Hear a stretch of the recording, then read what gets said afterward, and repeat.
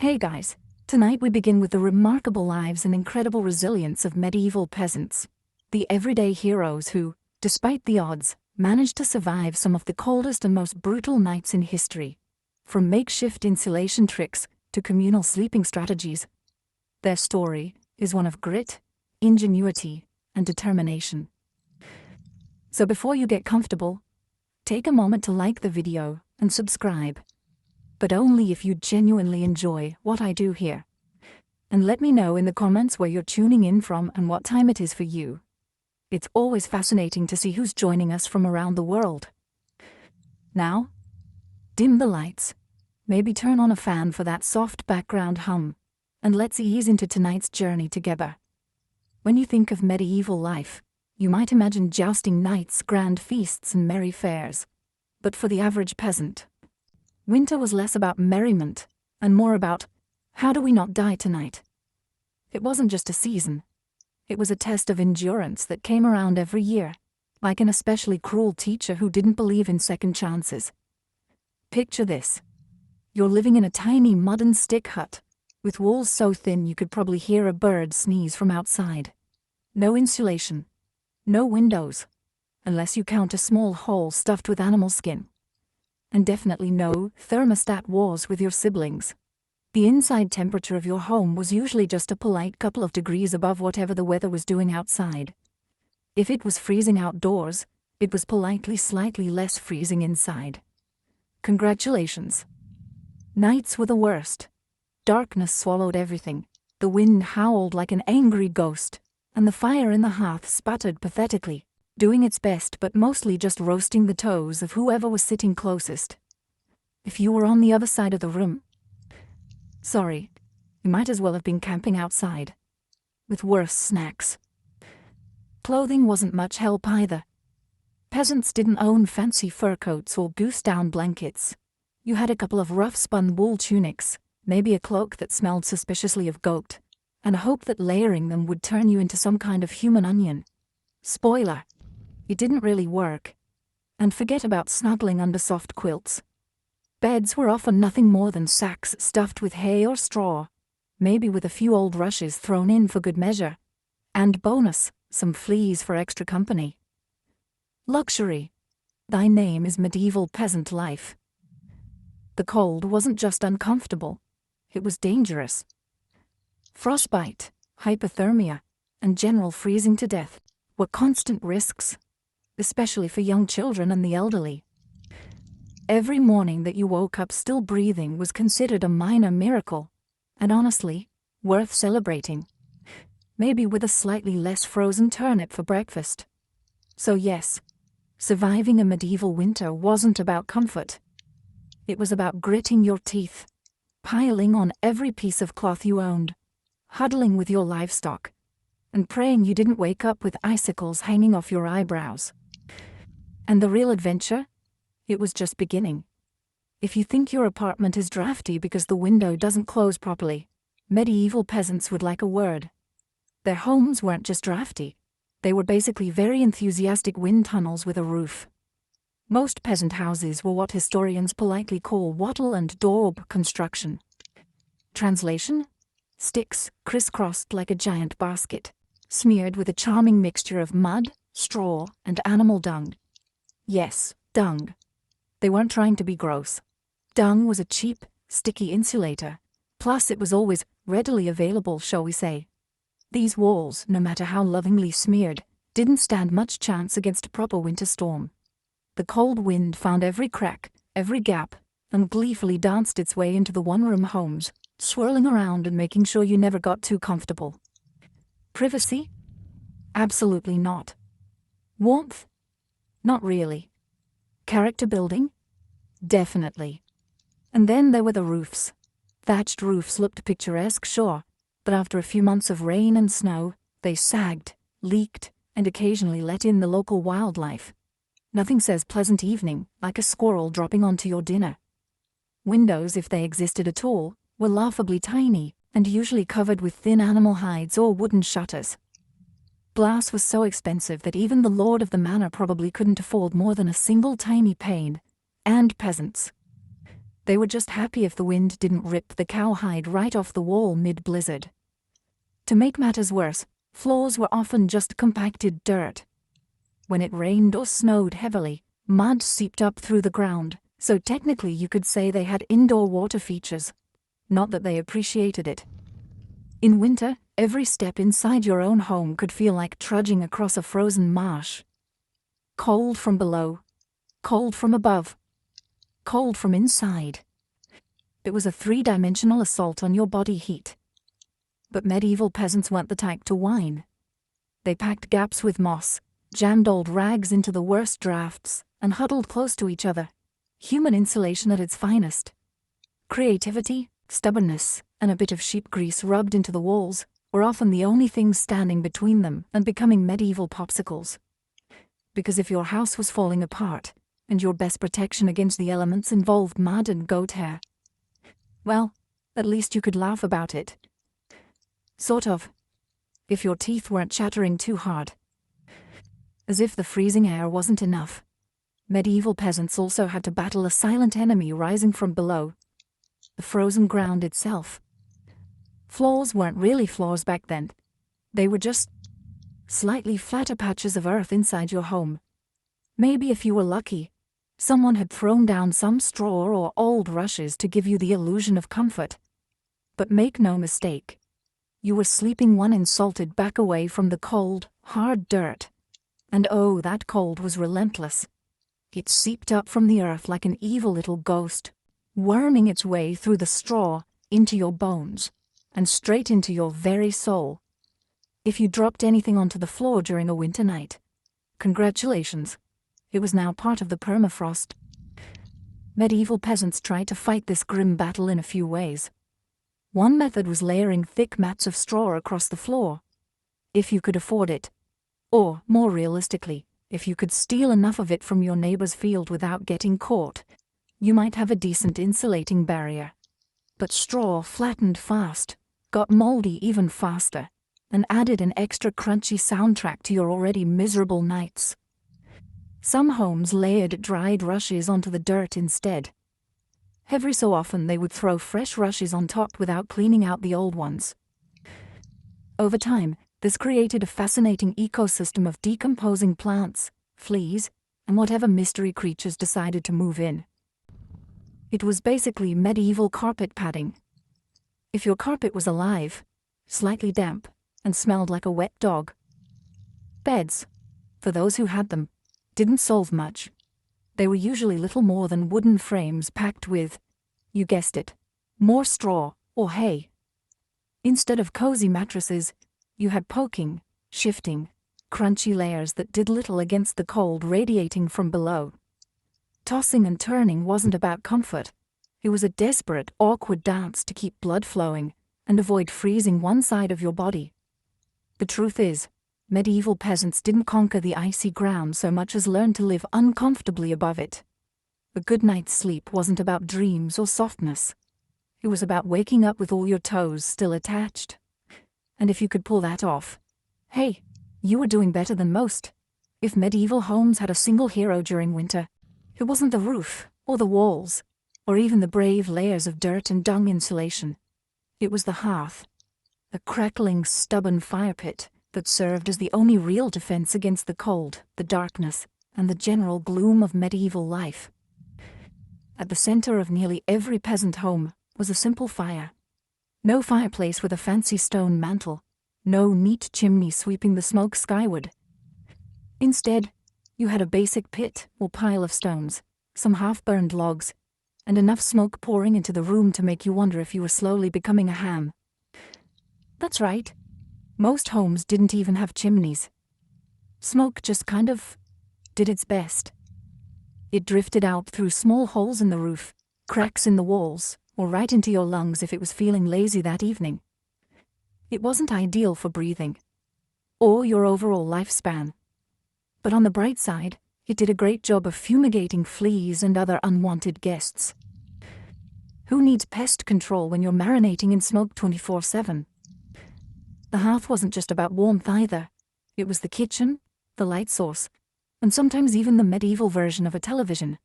People sat around the fire telling stories, gossiping, or just staring into the flames because, frankly, there wasn't much else to do after sunset.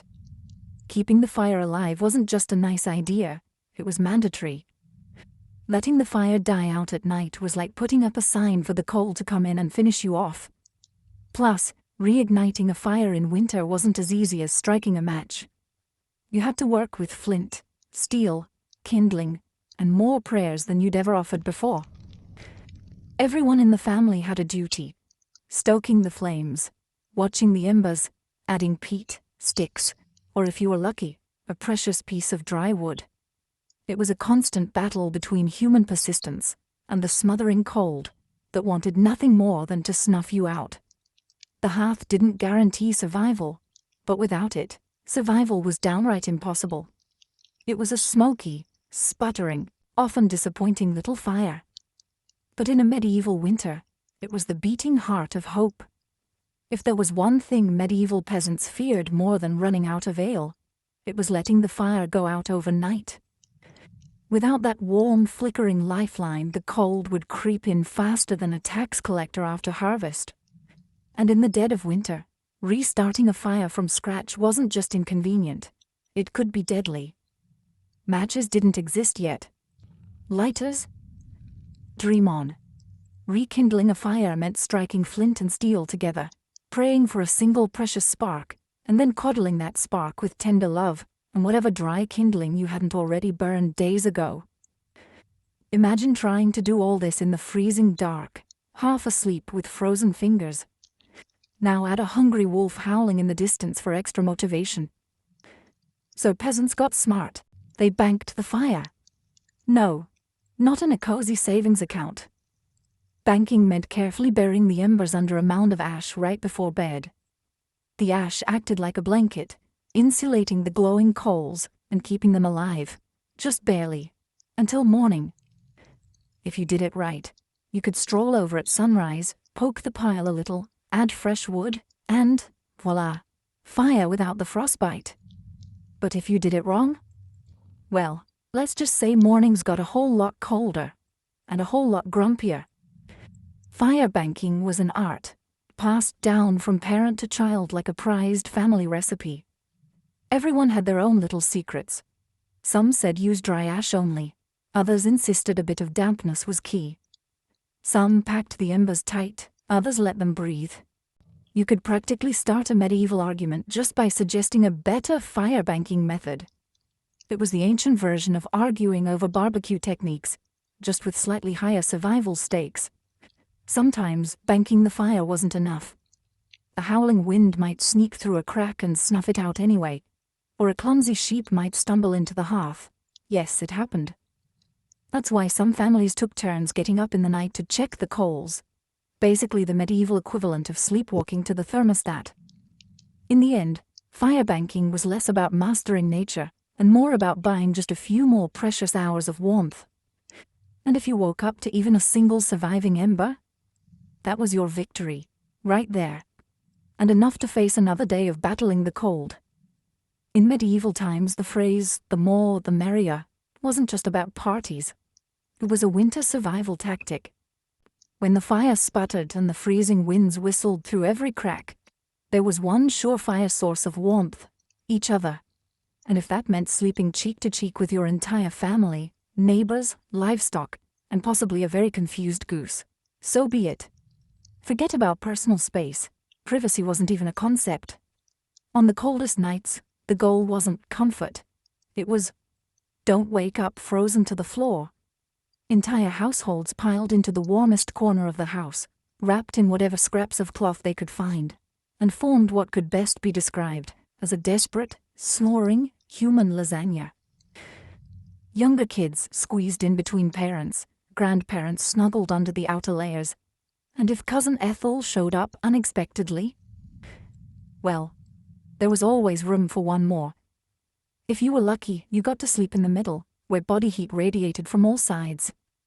If you were unlucky, you were on the edge, the medieval equivalent of sleeping next to the door of a meat locker.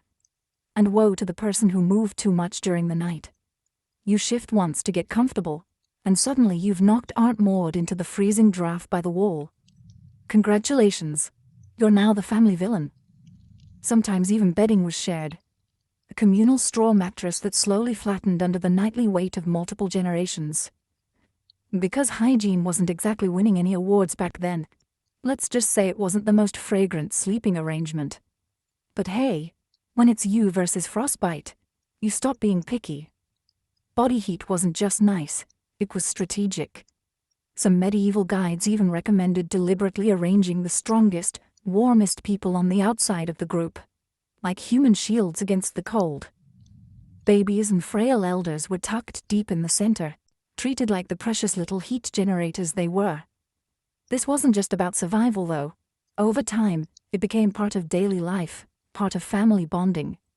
Long winter nights huddled together led to storytelling, singing, and undoubtedly some very interesting conversations muffled under a shared wool blanket. So next time your sibling steals your blanket or your dog hogs the bed, just remember, at least you're not fighting for elbow space between a snoring uncle and a particularly judgmental goat. If you thought modern roommates were a challenge, medieval peasants would like to introduce you to their winter housemates. Cows, goats, pigs, chickens. Basically anything with a pulse and a little bit of body heat. Bringing animals indoors wasn't just a quirky village tradition. It was vital for survival. Livestock generated warmth, and in a poorly insulated hovel where the wind howled louder than your stomach, every little degree mattered. Plus, if your goat shared a wall with you, it was slightly less likely to get stolen by a neighbor in the dead of night. 2 birds, 1 stinky stone. At night, the house became a chaotic living furnace. Chickens nested in corners, pigs snorted near the hearth, and cows lounged luxuriously against the walls, chewing cud like they paid rent. It wasn't glamorous, far from it. If you've ever been stuck in a car on a summer road trip with someone who forgot to shower, imagine that. But it's a cow. It's winter. And there's literally nowhere else to go. The smells? Legendary. By springtime, the perfume of a shared winter was something fierce. You didn't need to light a candle, your nostrils were already on a wild ride. But medieval peasants developed a selective nose. They didn't complain much because they knew one uncomfortable truth. The more animals inside, the fewer frozen toes in the morning. Certain animals even had prime spots. Cows, being the biggest and warmest, usually took center stage near the family. Goats were allowed closer in for their warmth, and because goats, being goats, would find a way inside anyway. Chickens roosted in rafters or old baskets, and pigs, well, pigs didn't care. They plopped down wherever they pleased, probably right in the middle of the floor. Of course, sharing your bedroom with livestock wasn't without hazards. Imagine drifting off peacefully, only to be rudely awakened by a chicken deciding your hair makes a good purge. Or stepping barefoot into something suspicious. First thing in the morning. Yes, medieval mornings could be full of surprises. Still, despite the noise, the smells, and the occasional hoof to the ribs, peasants understood the simple math. Cold kills, and cows cuddle. Whether they want to or not. In the battle against winter's icy fingers, a warm, slightly slubbery cow breath was often the deciding factor between life and death. In medieval winters, fashion wasn't about looking good. It was about not dying. Peasants weren't flipping through the latest trends. They were layering up like they were preparing for battle against the Grim Reaper himself. The rule was simple. If you owned it, you wore it. Sometimes, all at once. First, the basic undertunic, a scratchy, probably not too clean linen shirt. Over that, a thicker woolen tunic, then another, if you had it.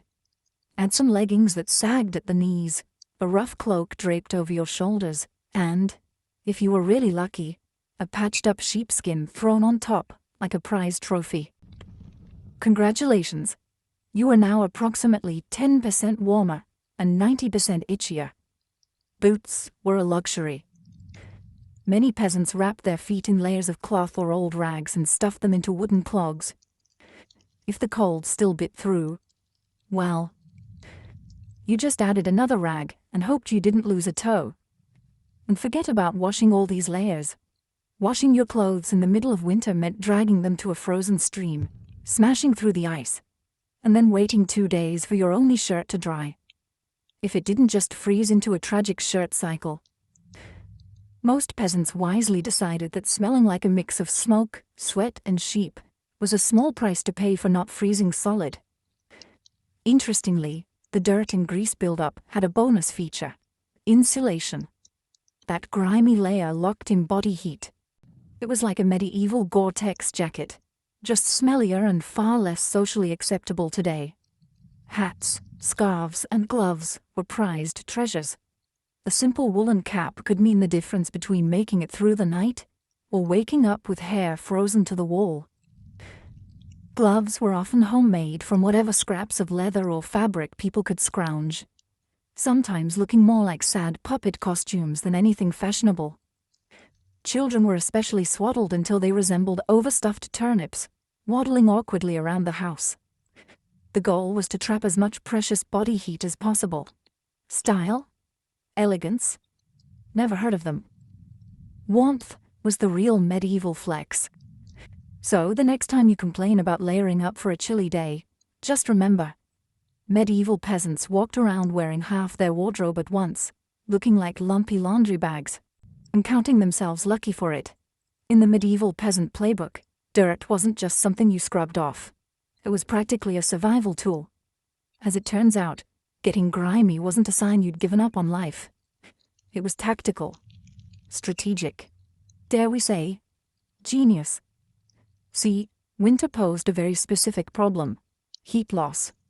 Clean clothes, especially freshly laundered linen, were surprisingly terrible at keeping you warm. They were breathable, sure, but when the air temperature hovered somewhere between hypothermia and instant regret, breathable wasn't exactly a selling point. That's where dirt came in. As peasants trudged through day after day without washing their clothing, layers of grime, natural body oils, and good old-fashioned mud began to build up on their tunics, cloaks, and leggings. Over time, this natural armor clogged the tiny gaps in the fabric, making clothes more wind-resistant. It was like medieval weatherproofing, just smellier. Sure, you smelled like a goat who lost a bet, but guess what? You were warm. In fact, some medieval folks believed that washing yourself too often in winter could actually make you sick. Better to keep that protective, holy filth barrier intact. Bathing was rare, laundry even rarer, and soap, when it existed, was reserved for serious occasions, like when the bishop showed up, or maybe right before you died. Adding to the strategy, peasants layered their clothes without changing the ones underneath. You just threw your new layer on top of last month's. Eventually, you became a walking museum of the past 6 weeks. Every stain telling the heroic story of, "That one time I slipped in the mud but didn't die." To outside observers, medieval peasants might have looked and smelled like they had completely given up on hygiene. But the peasants knew better. That grimy, crusty tunic was a thermal shield against death by frostbite. It wasn't glamorous, but neither was freezing to death because you wanted to smell like flowers. Besides, in a world where literally everyone stank to high heaven, you weren't offending anyone. Nose blindness was practically a way of life. So yes, in medieval winters, filth wasn't failure. It was fashion. It was function. And if you had a thick, greasy outer layer by February, you, my friend, were winning at life. If you thought medieval peasants spent their winters tucked into plush feather beds with embroidered quilts, think again. The reality was a bit more rustic. And by rustic I mean, let's sleep on a pile of dead plants and hope for the best. Beds, in the medieval peasant world, were usually a rough wooden frame, if you could afford one, covered with a big sack stuffed full of straw, hay, or old rushes. That's it. No memory foam, no orthopedic support, no 5-star hotel experience. Just a crunchy, lumpy, slightly pokey mess that smelled faintly of barnyard and regret. Every toss and turn in the night brought a delightful soundtrack of crinkling straw, and the occasional sharp jab from a rogue stalk. Some peasants even skipped the wooden frame altogether and just threw the straw straight onto the dirt floor, creating a luxurious, ground-level sleeping experience that modern influencers would probably rebrand as earth-connected slumber. The straw mattresses weren't just uncomfortable, they were temporary. Over time, the straw flattened, grew moldy, attracted bugs, and generally turned into a biological hazard zone. Changing the straw was a big event, usually done a few times a year if you were diligent, or whenever your bed started actively moving without your permission. Rushes were a popular alternative. These long grasses were spread thick on the floor, sometimes mixed with herbs like lavender or rosemary, to mask the overwhelming odor livestock aroma of daily life. Fresh rushes smelled lovely, for about a day. After that, they became part of the muddy, trampled landscape inside the house, blending seamlessly with dirt, food scraps, and whatever else wandered in. And let's not forget the bedfellows. Fleas, lice, and other charming critters loved straw bedding almost as much as the peasants did. If you woke up scratching more than you slept, congratulations. You were living the authentic medieval experience. Despite the hardships, these humble beds were lifesavers. Piles of straw provided a crucial insulating layer against the frozen earth, and clumping together atop them created pockets of shared body heat. Medieval central heating at its finest. So, next time you sink into your soft, supportive mattress, just remember, somewhere out there, a medieval peasant is looking down at you from history, grinning through a mouthful of missing teeth and saying, "Must be nice." When you live in a house made of sticks, mud, and optimism, you quickly learn that winter breezes aren't just a nuisance. They're personal attacks. Medieval peasants didn't just fight the cold from the outside. They fought it from inside their own homes, armed with nothing but whatever they could cram into the cracks. And trust me, there were a lot of cracks. Walls warped, mud crumbled, thatch sagged. The cold seemed to find new places to sneak in every night, like a mischievous poltergeist with a grudge. Sealing up the house became an art form. Peasants stuffed gaps with moss, straw, scraps of old cloth, bundles of dry grass, and sometimes even animal hair. If it was soft, squishy, or vaguely insulating, it was jammed into a hole somewhere. Some particularly determined souls daubed extra layers of mud and dung over the outside of their walls as an annual winter project. Imagine standing there in freezing weather, slapping cold manure onto your own house while muttering, "This is fine. This is luxury." Because in a way, it was. Roof leaks were another battlefield. Thatch, while cheap and plentiful, wasn't exactly waterproof, especially after a few seasons of rain and snow. Peasants would plug holes in the roof with spare bits of cloth, bundles of reeds, or, in moments of true desperation, chunks of turf stolen from the nearest field. Every home eventually started to look like a slightly sad patchwork quilt made by someone who gave up halfway through. Doors, windows, if you had them, you were lucky. But even then, they were little more than wood planks hung by iron nails and sheer stubbornness. Window holes were often covered with animal hides or thick cloth soaked in animal fat to block out the worst drafts, and add a bonus aroma of mystery meat to the living space. Every night was a battle between human ingenuity and the relentless, sneaky cold. One minute you were warm, the next minute a sudden gust would find the one spot you missed, slapping you awake like a frosty hand of doom. Yet somehow, through cleverness, stubbornness, and a refusal to accept, slightly frozen, as a permanent state of being, medieval peasants patched, stuffed, and muddled their way through the worst winters nature could throw at them, one muddy handful at a time. When the cold bites hard enough to keep you awake at night, medieval peasants had a solution. Don't even try to pretend everyone's sleeping at once. Instead, they developed a survival strategy that today would make any military commander proud: sleeping in shifts. It wasn't some grand, organized system with whistles and roll calls. It was far simpler and much more desperate. Half the household stayed awake, tending to the fire and patching up stray drafts, while the other half curled up under threadbare blankets and hay, trying to catch a few precious hours of half-frozen sleep. The fire needed constant attention. Left alone, it would die down, and restarting it, remember, was about as easy as getting a stubborn donkey to dance. So someone had to be on ember patrol, and since no one wanted to get up once they were finally warm-ish, families rotated shifts. You dozed for a few hours, got elbowed awake, then stumbled over to the hearth to poke, prod, and curse the fire back to life, while trying not to step on a goat. The rotation wasn't glamorous. There were no night vision goggles, no late-night snacks, and certainly no 5 more minutes snooze buttons. Just stiff joints, heavy eyelids, and a growing resentment toward whoever snored loudest during your shift. Children old enough to hold a stick were pressed into service, learning early that in winter, everyone pulled their weight, or froze trying.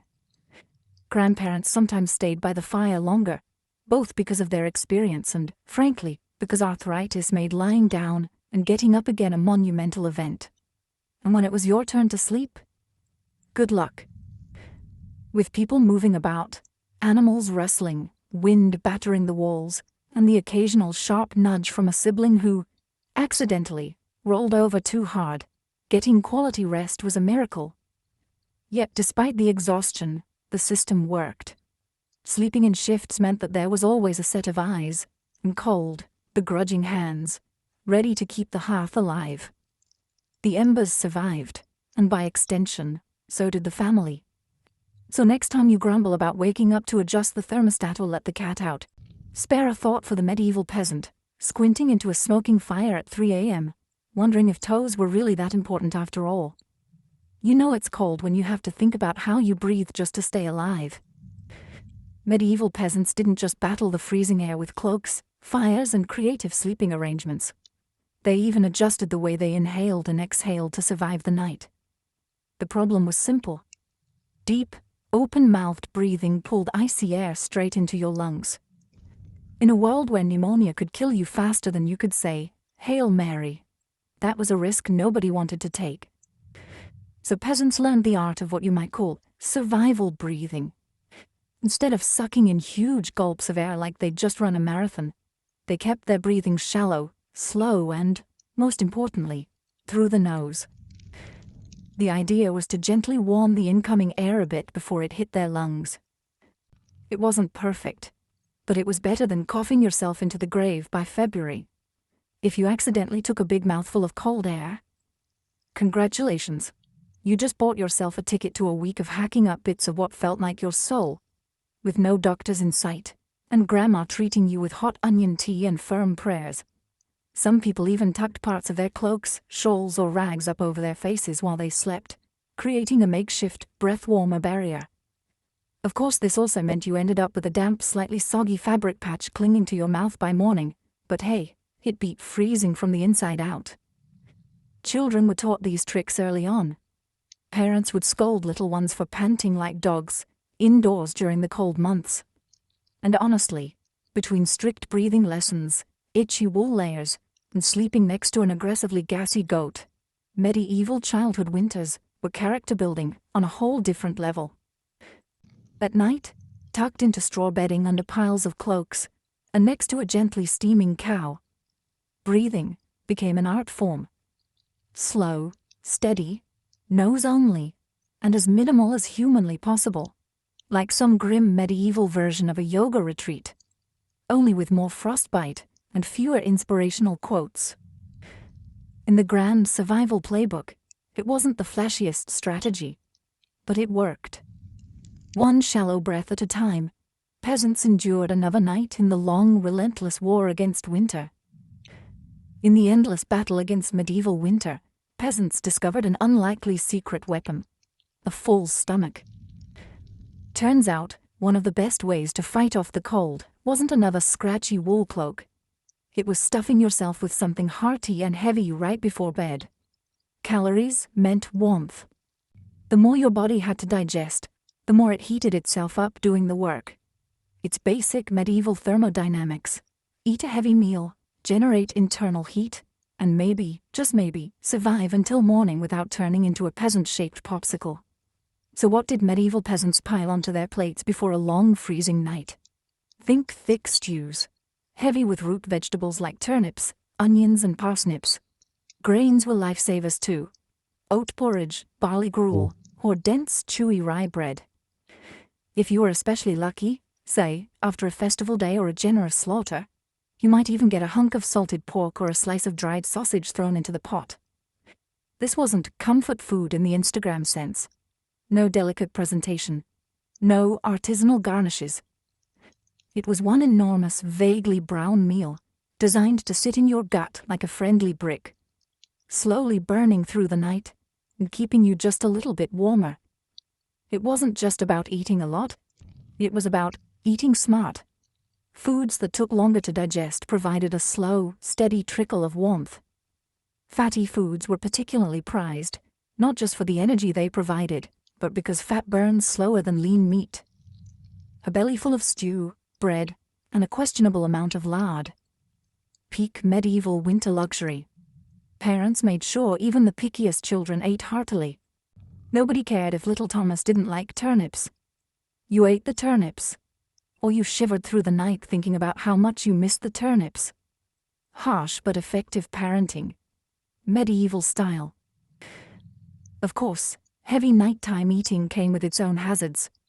You might be warmer, but you were also risking a night of vivid, bizarre dreams, fueled by a stomach trying desperately to process an entire field's worth of cabbages. Was it worth it? Absolutely. Because in the end, peasants weren't aiming for a Michelin star meal. They were aiming to survive. And if that meant going to bed full, bloated and breathing gently through your nose next to a steaming cow, well, that was just another night in the ongoing quest to see another frosty sunrise. Long before electric blankets and fancy heated mattress pads, medieval peasants had to get creative if they wanted a little extra warmth at bedtime. And that's how the humble haybox and the ever-glamorous heated stone became winter's unsung heroes. Let's start with the haybox. It sounds rustic, and it absolutely was, but the idea was pure genius. Peasants would take a sturdy wooden box, line it thickly with hay, and use it to store food that had been cooked earlier, keeping it warm for hours.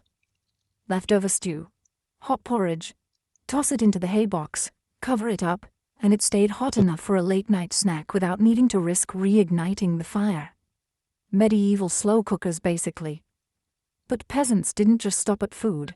They realized if hay could trap the heat from a stew pot, it could also trap the heat from something even better.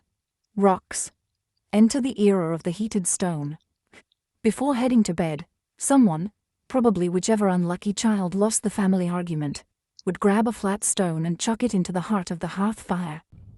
After roasting it until it was nearly too hot to touch, a fine line between helpful and third-degree burn, they'd fish it out using a stick or some old tongs.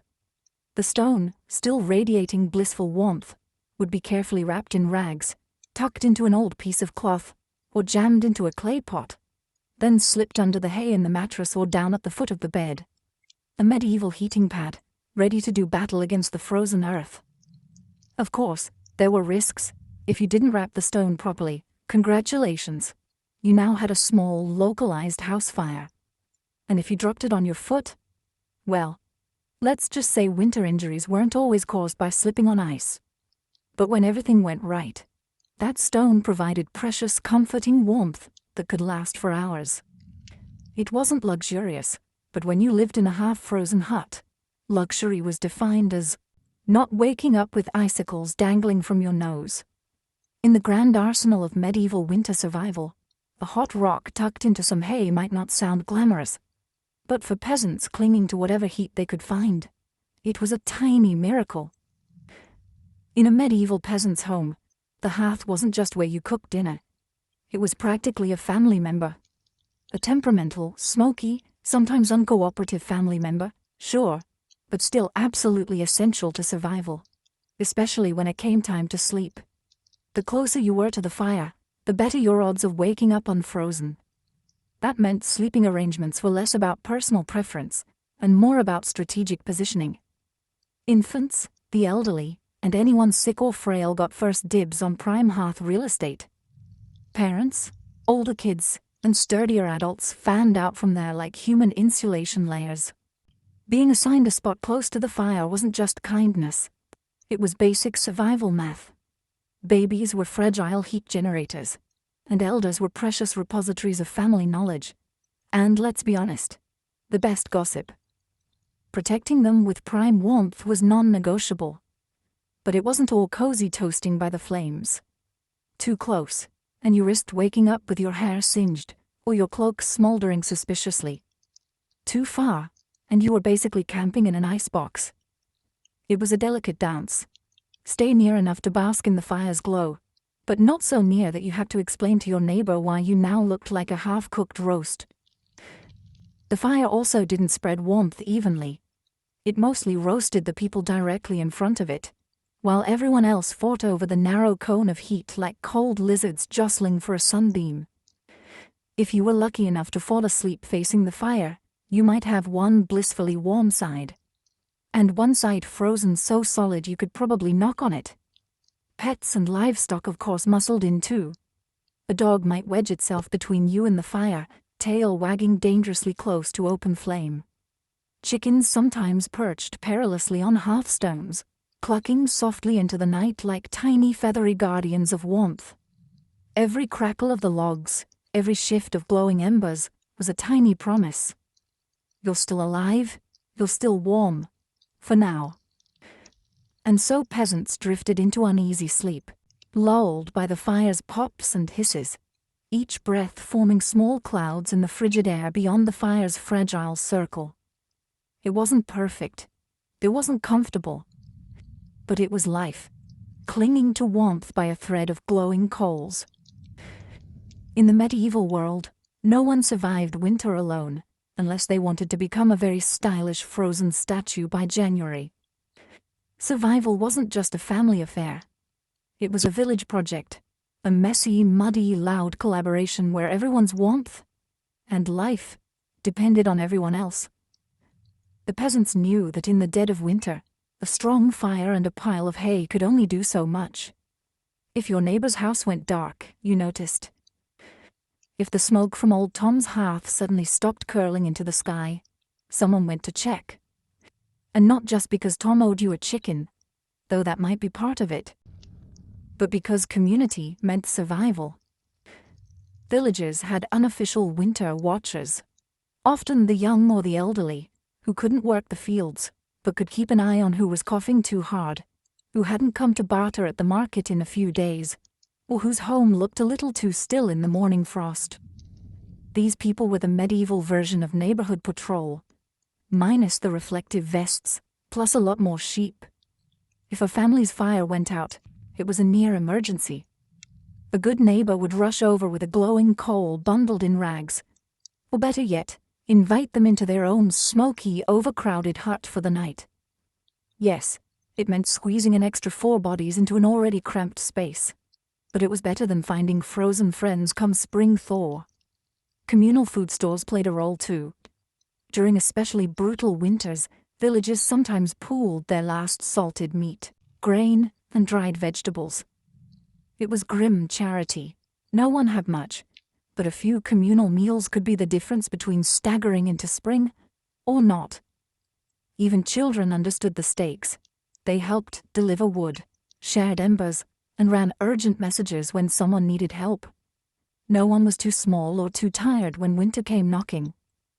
Sure, medieval villages weren't all sunshine and hugs. Feuds happened. Disputes over land, goats, or who borrowed whose good cooking pot never really went away.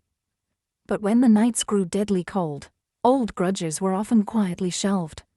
After all, a rival was still worth saving, because tomorrow it might be you needing rescue.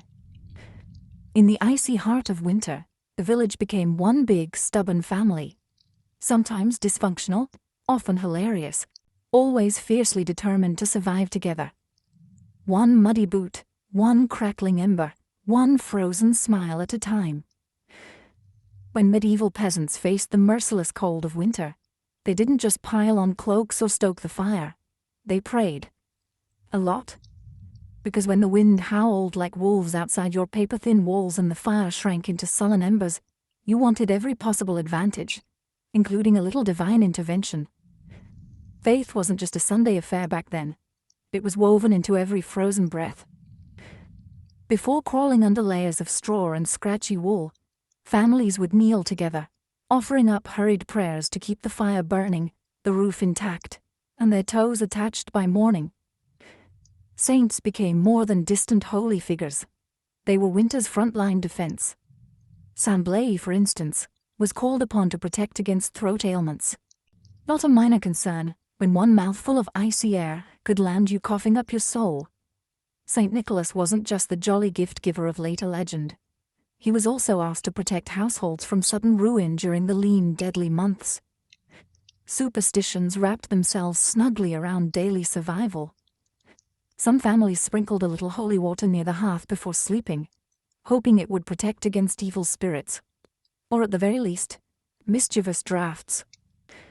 Others marked doorways with blessed chalk after certain feast days, pleading for warmth and luck to find their way inside. Candles played a role too. Special vigil candles, often blessed by the local priest or the most pious old woman in the village, were sometimes kept burning throughout the night, a flickering plea against the cold darkness clawing at the walls. And of course, no serious winter prayer session was complete without a few promises. Dear Lord, if you just get us through this night, I swear I'll be kinder to my neighbor, even the one who keeps stealing our turnips. Faith wasn't some abstract comfort. It was a daily, urgent conversation. The peasants weren't asking for luxury, just survival.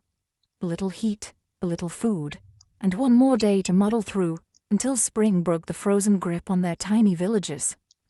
It was simple, raw hope, whispered into the smoky rafters, tangled in breathless prayers, and tucked under itchy blankets, that somehow carried them through the endless, merciless nights of winter. For all the ingenuity, prayers, and stubbornness medieval peasants threw at winter, the truth was chilling. Sometimes it wasn't enough. And when winter won, it didn't just take a few unlucky souls. It took entire families, whole villages, vanishing them into silence beneath a heavy shroud of snow and ice. Some winters were particularly cruel, like the infamous Great Famine Winter of 1315, when rains destroyed crops, livestock starved, and freezing temperatures turned an already brutal existence into a slow, grinding disaster.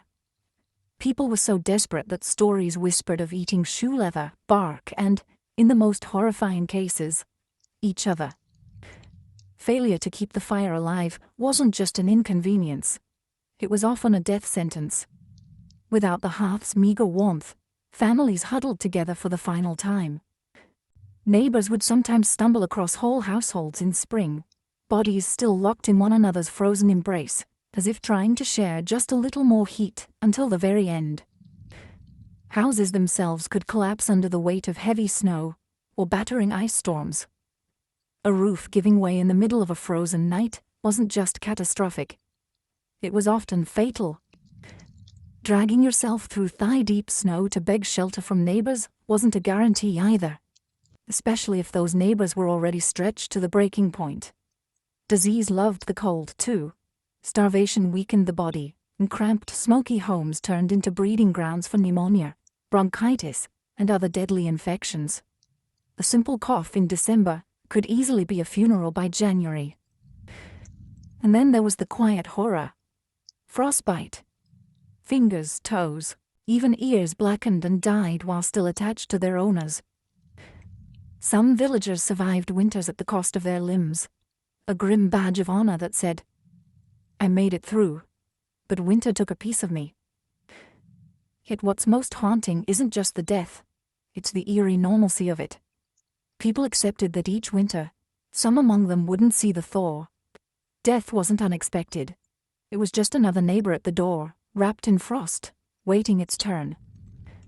Even amid the bitter cold and constant threat, medieval peasants pressed on, stubborn, grieving, clinging to life. Because as long as there was one ember left in the hearth, one breath hanging in the frozen air, there was still a fight worth fighting. When we look back at medieval peasants, those muddy, frost-bitten survivors of endless winters. It's tempting to see only their hardships, the cracked hands, the frozen toes, the smoke-choked huts. But buried beneath all that struggle is something far more powerful. A legacy of raw, stubborn ingenuity and unbreakable endurance. They didn't have central heating, thermal jackets, or cozy memory foam mattresses. They didn't even have the luxury of assuming they'd survive until spring. But what they did have, and what they left behind, was the blueprint for resilience. Every hay-stuffed mattress, every hand-banked fire, every moss-crammed wall gap was a testament to human creativity under pressure. Faced with impossible odds, they didn't collapse in despair. They adapted. They learned from the land, from each other, and from the bitter lessons carved by each brutal winter. Their communities were built on more than shared land. They were built on shared survival. They taught each other to watch over the sick, to pool resources when food ran low, to trust that helping a freezing neighbor today meant someone might help you tomorrow. They lived by the understanding that no one beats winter alone. Their faith, too, was a kind of endurance. They wove prayers into their daily lives, not just out of fear, but out of hope. Fragile, stubborn hope that tomorrow might be a little warmer, a little brighter. Hope that after 100 dark nights, spring would come again, and life would find a way to push through the frozen ground. And somehow, it did. Because of their sacrifices, because of their unglamorous victories, surviving one more night, one more storm, future generations thrived. Bit by frozen bit, they pushed humanity forward, enduring winters their ancestors could barely survive, until warmth and comfort became common expectations, instead of distant dreams. Their blood, sweat, and ingenuity have stitched invisibly into the lives we live now. Every cozy blanket, every warm house, every lazy winter evening spent sipping tea under soft lights.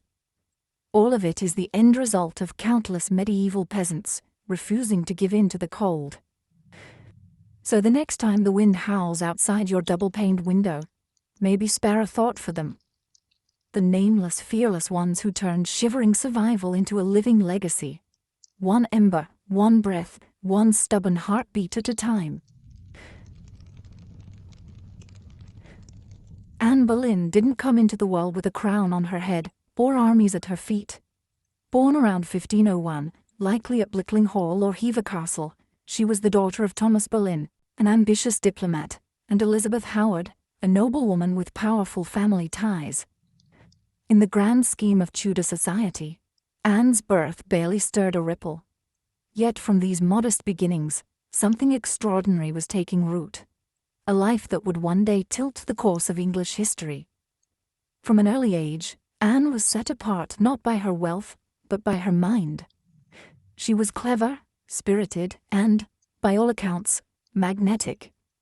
Recognizing her potential, her family sent her abroad to the continent, where her education truly began. First, she served Margaret of Austria in the glittering court of the Netherlands, an experience few English girls could dream of.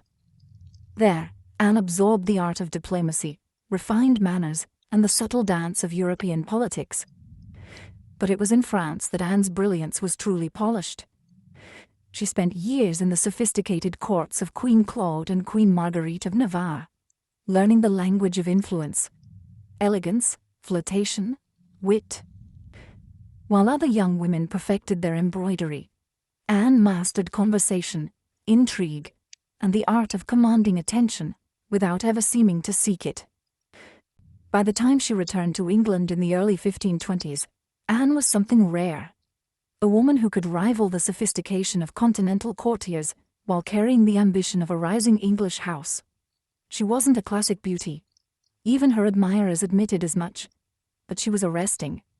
Dark eyes that sparked with intelligence, a quick, musical voice, a way of moving that suggested purpose just barely concealed beneath layers of courtly grace. Anne didn't just enter rooms. She changed their gravity. At a time when a woman's fate was often sealed by birth and marriage, Anne refused to drift quietly into obscurity. She had seen the power that charm and intellect could wield in foreign courts, and she intended to use that knowledge at home. Anne Boleyn was still a young woman then, clever, ambitious, untested. But history was already beginning to stir around her. The girl who returned to England was no longer just Thomas Boleyn's daughter. She was a player in a larger game, one that would soon engulf the crown itself. When Anne Boleyn returned to the English court, she was unlike anyone the nobility had ever seen. In a world full of pale-faced, modest English roses, Anne was a thunderstorm, electric, unpredictable, impossible to ignore. Her dark hair, bold eyes, and quick, sharp wit set her apart from the gentle, obedient ladies who filled the court of King Henry VIII. At first, she played the role expected of her, a maid of honor to Queen Catherine of Aragon. But even in the Queen's shadow, Anne's presence flickered like a candle too bright to snuff out. She danced gracefully, spoke French with the ease of a native, and laughed with a confidence few women dared display. Men noticed. Women gossiped. The court buzzed quietly about the striking Boleyn girl. It wasn't long before she caught the most dangerous attention of all: the king himself. Henry VIII was no stranger to flirtation. His court was a playground of whispered promises and secret liaisons. But Anne was different. She didn't swoon at his compliments or fall eagerly into his arms like so many others had. She teased. She challenged. She refused. Henry, a man used to instant adoration, was captivated. The more Anne held him at arm's length, the deeper he fell. Letters passed between them, filled with declarations of love, frustration, longing. Henry offered her the role of royal mistress, the most powerful unofficial position at court. Anne, astonishingly, said no. She would not be just another conquest, a forgotten mistress lost to time. If Henry wanted her, he would have to make her his wife. It was a gamble so audacious that it stunned the court. After all, the king was already married. His queen, Catherine, was beloved by the people and fiercely protected by her nephew, the Holy Roman Emperor. The church itself would have to be defied for Henry to claim Anne. But Anne didn't flinch. She had lived in the courts of Europe, where queens wielded soft power from behind lace fans and painted smiles. She knew ambition was a dangerous game, but it was a game she intended to win. Standing in the candlelit halls of the English court, Anne Boleyn made her choice. Not to be merely admired, but to change her destiny, and England's, forever. What began as an intense flirtation between King Henry VIII and Anne Boleyn soon spiraled into a national crisis. Henry wasn't merely besotted, he was obsessed. And in his obsession, he was willing to tear apart everything England had known for centuries. The king's desire to marry Anne hit a small snag. Namely, he was already married to Queen Catherine of Aragon. Catherine, dignified and resilient, refused to quietly step aside. She had been Henry's faithful wife for 2 decades, and in the eyes of God and the English people, she was the rightful queen. Divorce wasn't just scandalous, it was almost unthinkable. But Henry was determined. He convinced himself, and tried to convince everyone else, that his marriage to Catherine was cursed because she had once been married to his brother, Arthur. Never mind that the Pope had granted special permission for their union years ago. Henry now insisted that his soul was damned unless he annulled the marriage. Anne, for her part, knew better than to appear too eager. She kept herself just out of reach, alternately encouraging Henry's hopes and maintaining her distance. Every glance, every word was measured. She wasn't merely aiming for marriage. She was positioning herself to become Queen of England. The court erupted into whispers and factions. Some noble families eagerly courted Anne's favor, seeing the winds of power shifting. Others clung fiercely to Queen Catherine, horrified at the idea of Anne replacing her. Diplomats wrote desperate letters back to Rome. Foreign monarchs threatened retaliation. Henry's own advisers shifted uneasily, sensing the ground trembling beneath their feet. As months turned into years, Henry's frustration grew. He bombarded the Pope with petitions, maneuvered his lawyers into finding loopholes, and slowly began to realize that the church would not bend easily. Catherine had powerful allies, including her nephew, Emperor Charles V, the most powerful man in Europe. Still, Henry pressed on, defying advice, tradition, and increasingly, the law itself. His courtship with Anne had become something far greater than personal desire. It was now a challenge to the very structure of England's political and religious life. Anne wasn't just capturing a king's heart. She was dragging an entire kingdom into uncharted waters. A dangerous game had begun, and there could be no turning back.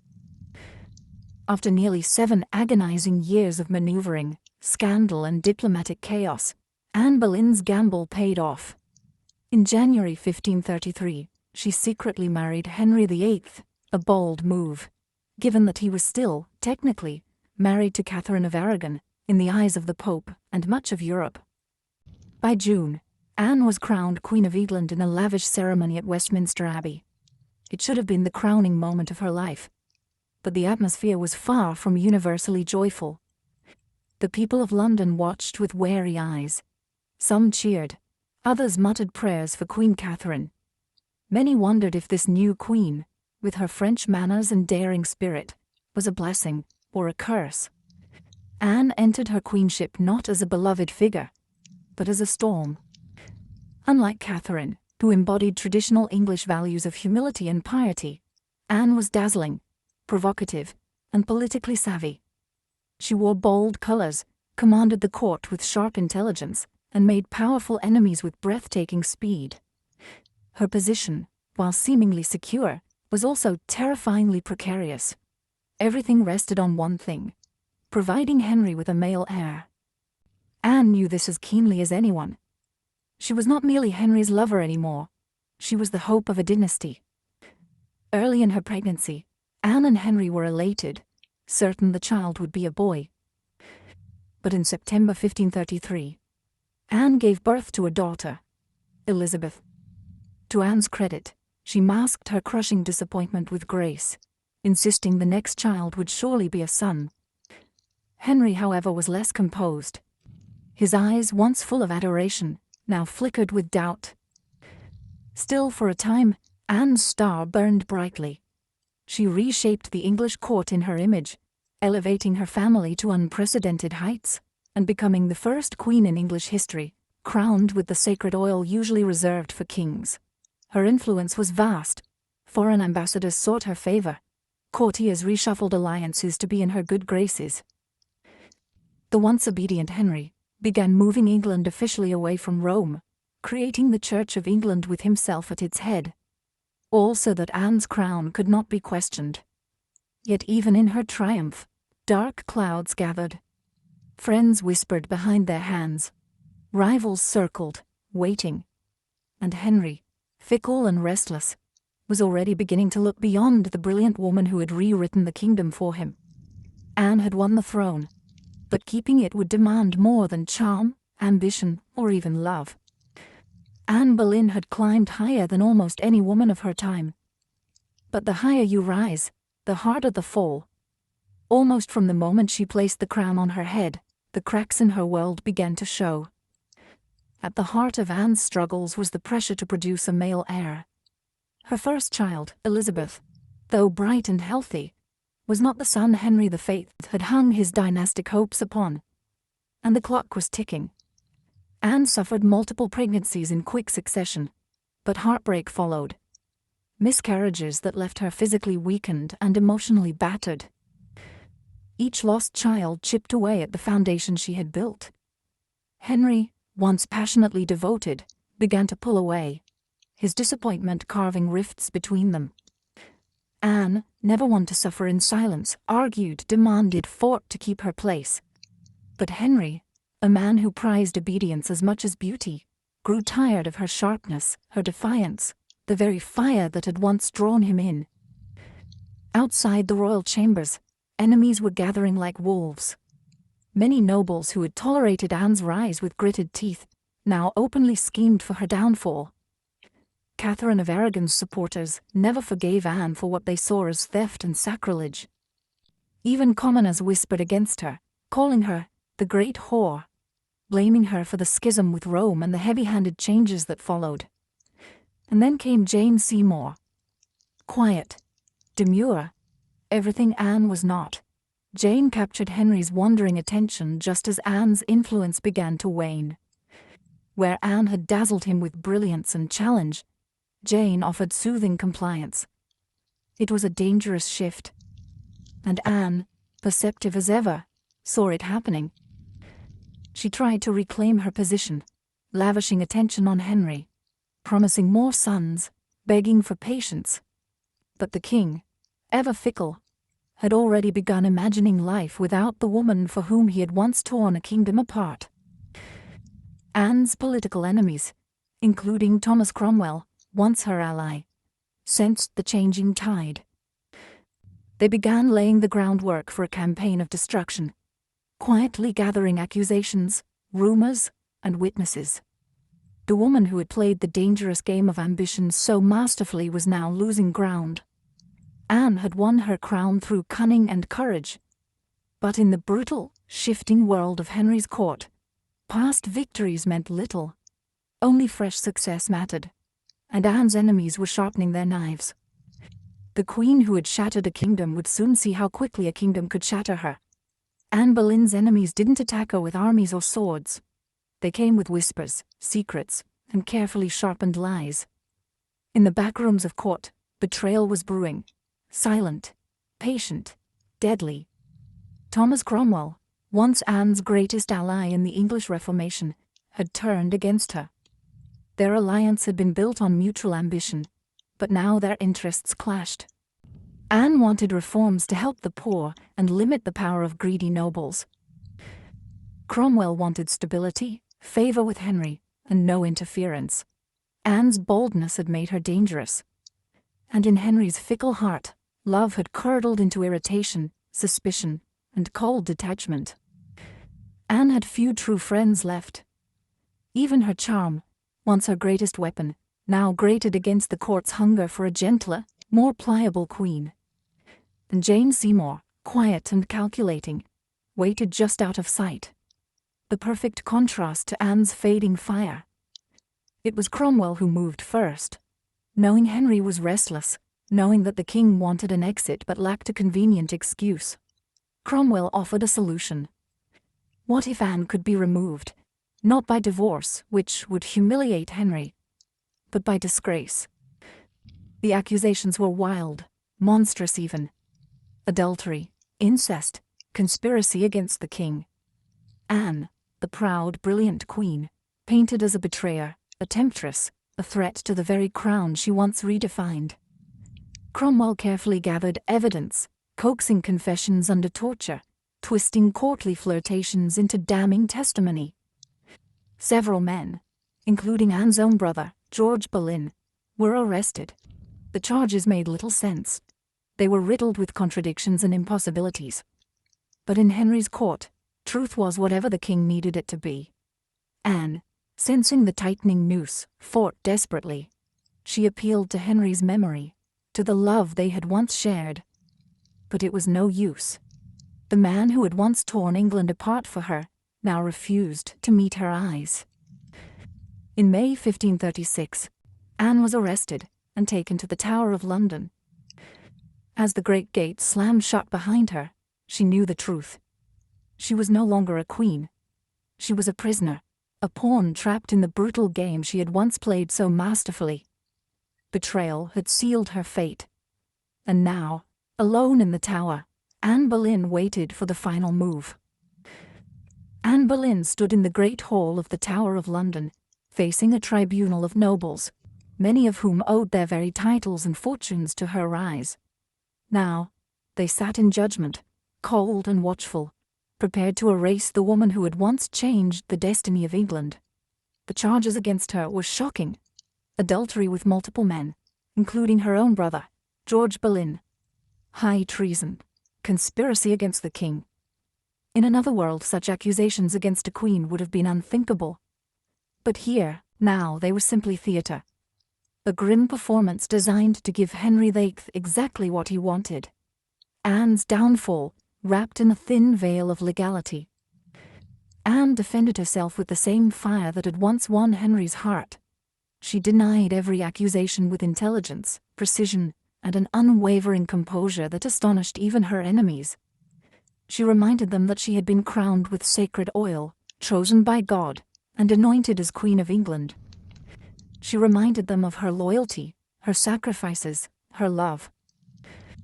But it was all for nothing.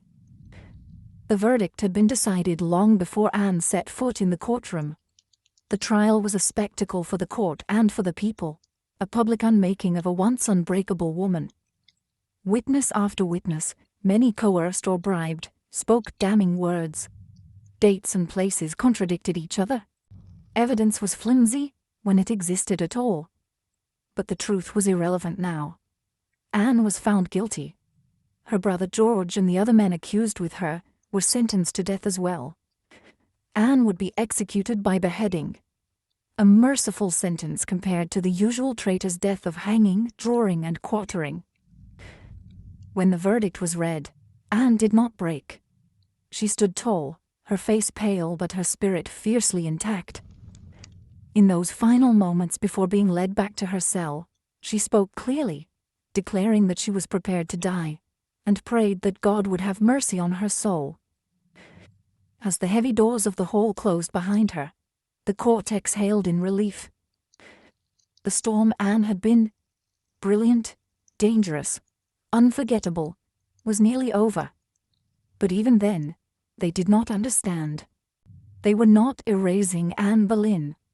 They were immortalizing her, in betrayal, in tragedy, and in legend.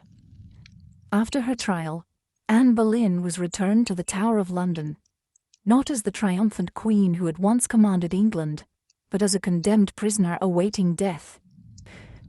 Yet even facing the end, Anne refused to crumble. In the cold, echoing halls of the Tower, Anne prepared herself. She spent hours in prayer, kneeling on the hard stone floors, her hands clasped tightly, her voice steady. She confessed to no crimes, because she believed she had committed none. She was not afraid to die, she said, but she prayed that her death would bring peace to the kingdom, and perhaps mercy to her little daughter, Elizabeth. Her ladies-in-waiting, those few who had stayed loyal, wept in private. Anne comforted them instead of the other way around. She joked bitterly at times, that she would be remembered as a queen who had lost her head. In her dark humor was the stubborn spark that had made her unforgettable. Henry VIII, meanwhile, showed no sign of mercy. He had already turned his attention to Jane Seymour. Even before Anne's execution date was finalized, Henry was arranging his next marriage.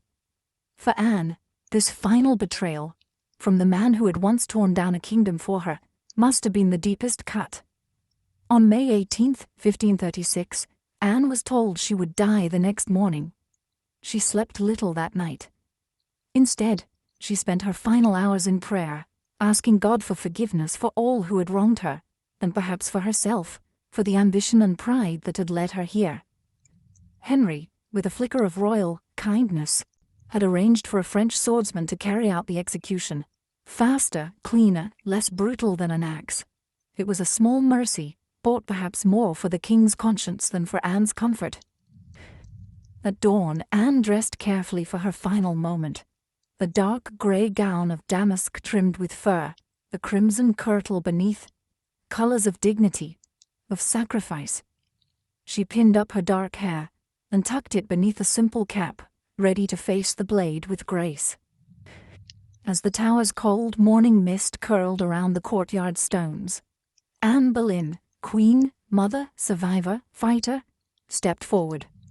There would be no tears, no pleas, only a final act of courage in the face of history's judgment. Her end was near. But her story was just beginning. On the morning of May 19, 1536, Anne Boleyn ascended the scaffold built within the Tower of London's walls. A small crowd gathered, courtiers, guards, a few witnesses, all wrapped in silence, as if even the stone walls held their breath. Anne stood tall, her grey gown fluttering slightly in the cold morning breeze. She looked thinner than she had at court, her face pale but calm. There were no hysterics, no broken sobs. If anything, she faced death with the same fierce dignity that had once shaken a kingdom to its knees. She spoke briefly, carefully choosing her final words. She did not accuse. She did not defend herself. She prayed for the king's health and prosperity, the very man who had abandoned her. In those final moments, Anne offered the world not a confession, but forgiveness. Her courage stunned even those who had come to see her fall. The French executioner, brought specially to ensure a swift death, stepped forward. Anne knelt upright, her hands folded in prayer, her eyes lifted toward the heavens. The small white cloth was tied around her eyes. She remained still. The sword flashed once, silent, swift, and Anne Boleyn, queen, mother, history maker, was no more. She was buried quickly in an unmarked grave within the Tower grounds, laid to rest in a narrow chest because no proper coffin had been prepared for her. A queen once crowned in gold, now left to vanish without ceremony. Yet Anne's story didn't end in that cold grave. Her daughter, Elizabeth, the child whose birth had once disappointed a king, would rise to become one of the greatest monarchs in English history. Elizabeth I, the Virgin Queen, whose reign would see the flowering of English art, power, and global influence. A queen who inherited her mother's fierce spirit, sharp mind, and unyielding resilience. Anne Boleyn changed the course of England forever. Her ambition helped trigger the break with Rome and the birth of the Church of England. Her fall showed the world that even queens could be cast aside. Yet through her blood, through Elizabeth, Anne's legacy blazed brighter than any crown she had worn in life. In the end, Anne Boleyn won a kind of immortality, not through her survival, but through her indelible impact on history. By the early 1770s, the American colonies simmered like a pot left too long over a roaring fire. The relationship with Britain, once seen as the proud mother country, had soured into resentment, suspicion, and growing fury. It hadn't started with tea. Years earlier, the Stamp Act had enraged colonists by placing taxes on everything from newspapers to playing cards. That was followed by the Townshend Acts, taxing essentials like paper, glass, and paint. Each new law, passed thousands of miles away by a parliament in which the colonists had no representation, was like another spark landing in dry brush. At first, the anger showed itself in polite petitions and fiery pamphlets. Colonial assemblies drafted formal protests. Merchants organized boycotts. Writers like Samuel Adams and John Dickinson filled newspapers with passionate arguments about liberty and rights. But as time wore on, frustration deepened into something darker. A slow realization that Britain wasn't listening. Worse, Britain didn't care. Many colonists clung to the hope that if they just made enough noise, if they just reasoned hard enough, Parliament would repeal the taxes. And sometimes, they did.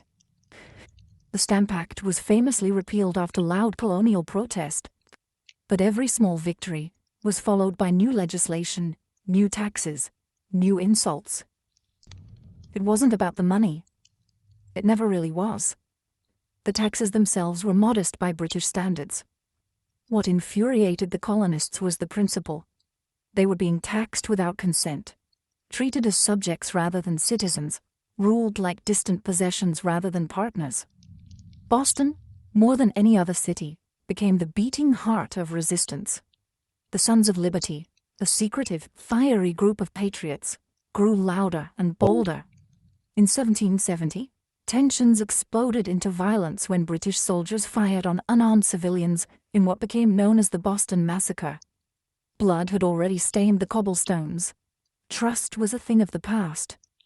By 1773, the colonies were teetering on the edge. A final insult would tip them into open defiance. And it came, not in the form of soldiers or new laws or armies, but in the quiet, seemingly harmless shape of crates, stacked with tea. The colonists didn't know it yet, but the night that tea floated in the cold waters of Boston Harbor, the world would change forever. In 1773, Parliament made a critical miscalculation. Believing the American colonies would quietly accept cheaper tea, they passed the Tea Act, a law that was supposed to save the struggling British East India Company, and incidentally, reassert Britain's right to tax the colonies. On paper, it looked like a good deal. The Tea Act allowed the company to sell tea directly to the colonies, cutting out the middlemen, slashing prices, and offering a luxury product at a bargain. A few pennies cheaper. What could possibly go wrong? Everything. Because the problem wasn't the price of tea, it was the principle behind it. The Tea Act left the hated tax on tea firmly in place. Accepting the tea, even at a discount, would mean acknowledging Parliament's right to tax the colonies without their consent. To many Americans that was unthinkable. A surrender of the liberties they had fought to protect for more than a decade. The news of the Tea Act spread like wildfire through the colonies. Merchants fumed. They saw their livelihoods threatened by a monopoly that would crush local trade. Patriots raged at the hidden message. The Crown still believed it could do whatever it pleased. In Boston, the reaction was especially fierce. Already a city scarred by the Boston Massacre and years of economic hardship, Bostonians recognized the Tea Act for what it was: a trap disguised as a bargain. Refusing the tea became a matter of honor, a litmus test for loyalty to the cause of liberty. Public meetings swelled. Newspaper columns burned with fiery rhetoric. Groups like the Sons of Liberty, led by Samuel Adams and others, organized boycotts, vowing that no East India Company tea would be unloaded, sold, or drunk on American soil. All across the colonies, ships carrying the controversial tea were turned away by local resistance. In ports from New York to Charleston, the message was clear: we will not be bought. But in Boston, fate twisted differently. 3 ships, the Dartmouth, the Eleanor, and the Beaver, arrived, anchored in the harbor, and sat there, refusing to leave. Royal officials insisted the tea be unloaded. The colonists refused. A deadlock grew, taut as a drawn bowstring. The tension was unbearable.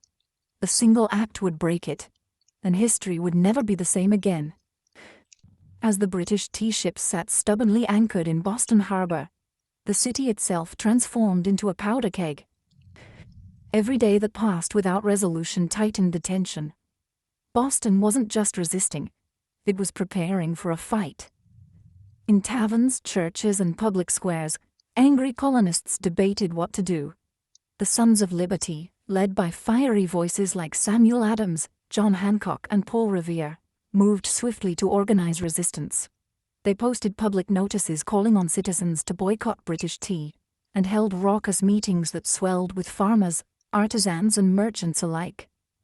Each gathering added fuel to the fire. The Old South Meeting House became the nerve center of the resistance. Thousands crammed into the wooden hall, their breath fogging the air, their voices rising in defiance. Here, resolutions were passed, speeches were made, and tempers boiled.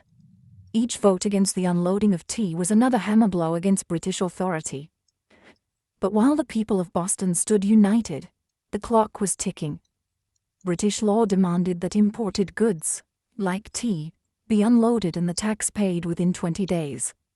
If the ships remained after the deadline, customs officials would seize the cargo, and the tax would be collected by force. The Sons of Liberty understood that once the tax was paid, even under protest, the principle would be lost. It wasn't just about the tea anymore. It was about whether the colonies would accept being treated as subjects without rights, or whether they would stand and fight for their future. Meanwhile, the royal governor of Massachusetts, Thomas Hutchinson, dug in his heels. He refused to let the tea ships leave without unloading their cargo, demanding that the law be obeyed, colonial outrage be damned. To him, backing down meant admitting that mobs, not monarchs, ruled the colonies. Boston's standoff became a spectacle. Every man, woman, and child knew that something was coming. You could feel it in the air. That cold, sharp sense before a storm when the world holds its breath. All it would take was one spark to ignite an explosion. And somewhere among the crowded streets and crowded hearts of Boston, a decision was quietly taking shape, a plan that would echo across oceans and empires. December 16, 1773, dawned gray and cold over Boston, a city balanced on the edge of history. For nearly 3 weeks, the tea ships had sat in the harbor like ticking bombs. Now, the final deadline had arrived. According to British law, the tea had to be unloaded and the tax paid within 20 days of a ship's arrival.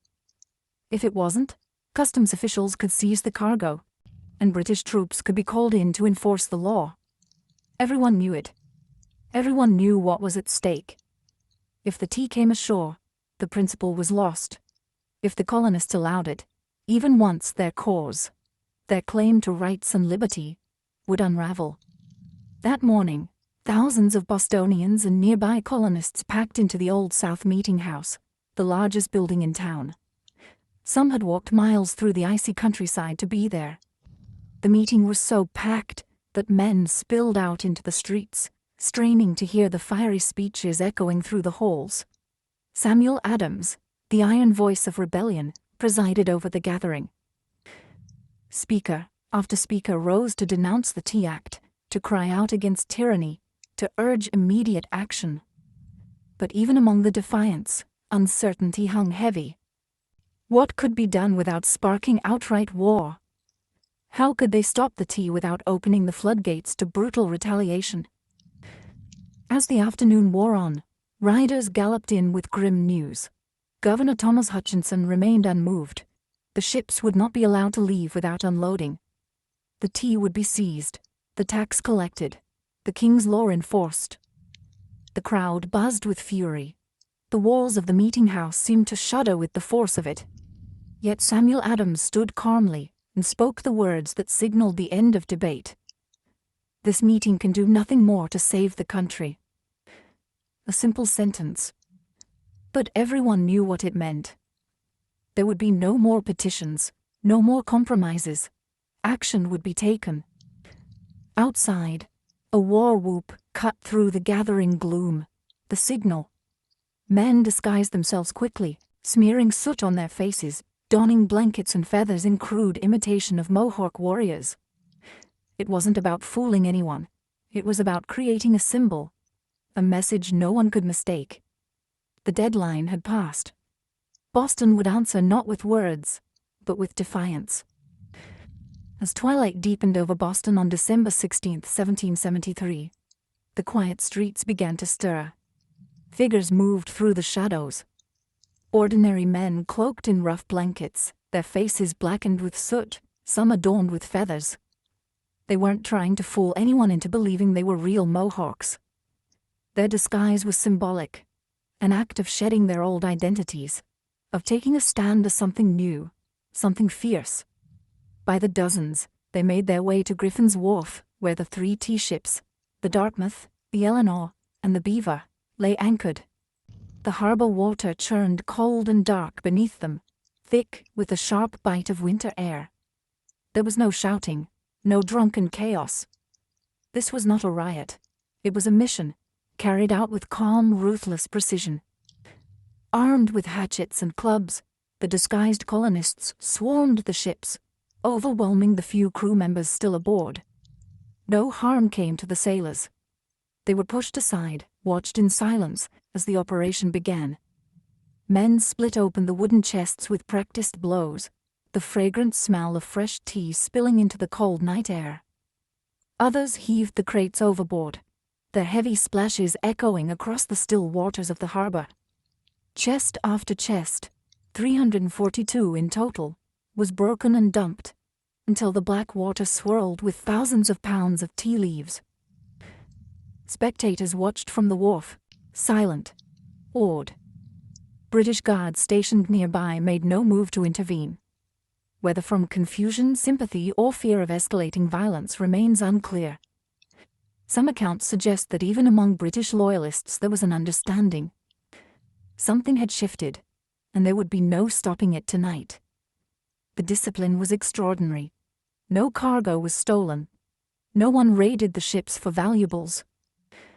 Only the tea, the hated symbol of British oppression, was targeted. In a town where hunger and hardship were daily realities, the men could have easily turned the protest into an excuse for looting. They did not. When it was over, the harbor resembled a great, swirling cauldron, filled with torn chests and soaking tea leaves. The smell of the sea mixed with the sharp tang of smashed tea, filling the night air with a strange, bittersweet scent. The work was done. Silently, the men disappeared into the night, vanishing into the alleys and back streets of Boston. They left behind no names, no leaders, no claims to fame, only the unmistakable mark of revolution. As the last broken crates bobbed in the dark water, Boston stood still, almost holding its breath. The Boston Tea Party wasn't a riot, a brawl, or a drunken spectacle. It was something far rarer, an act of cold, deliberate defiance carried out under the cloak of night.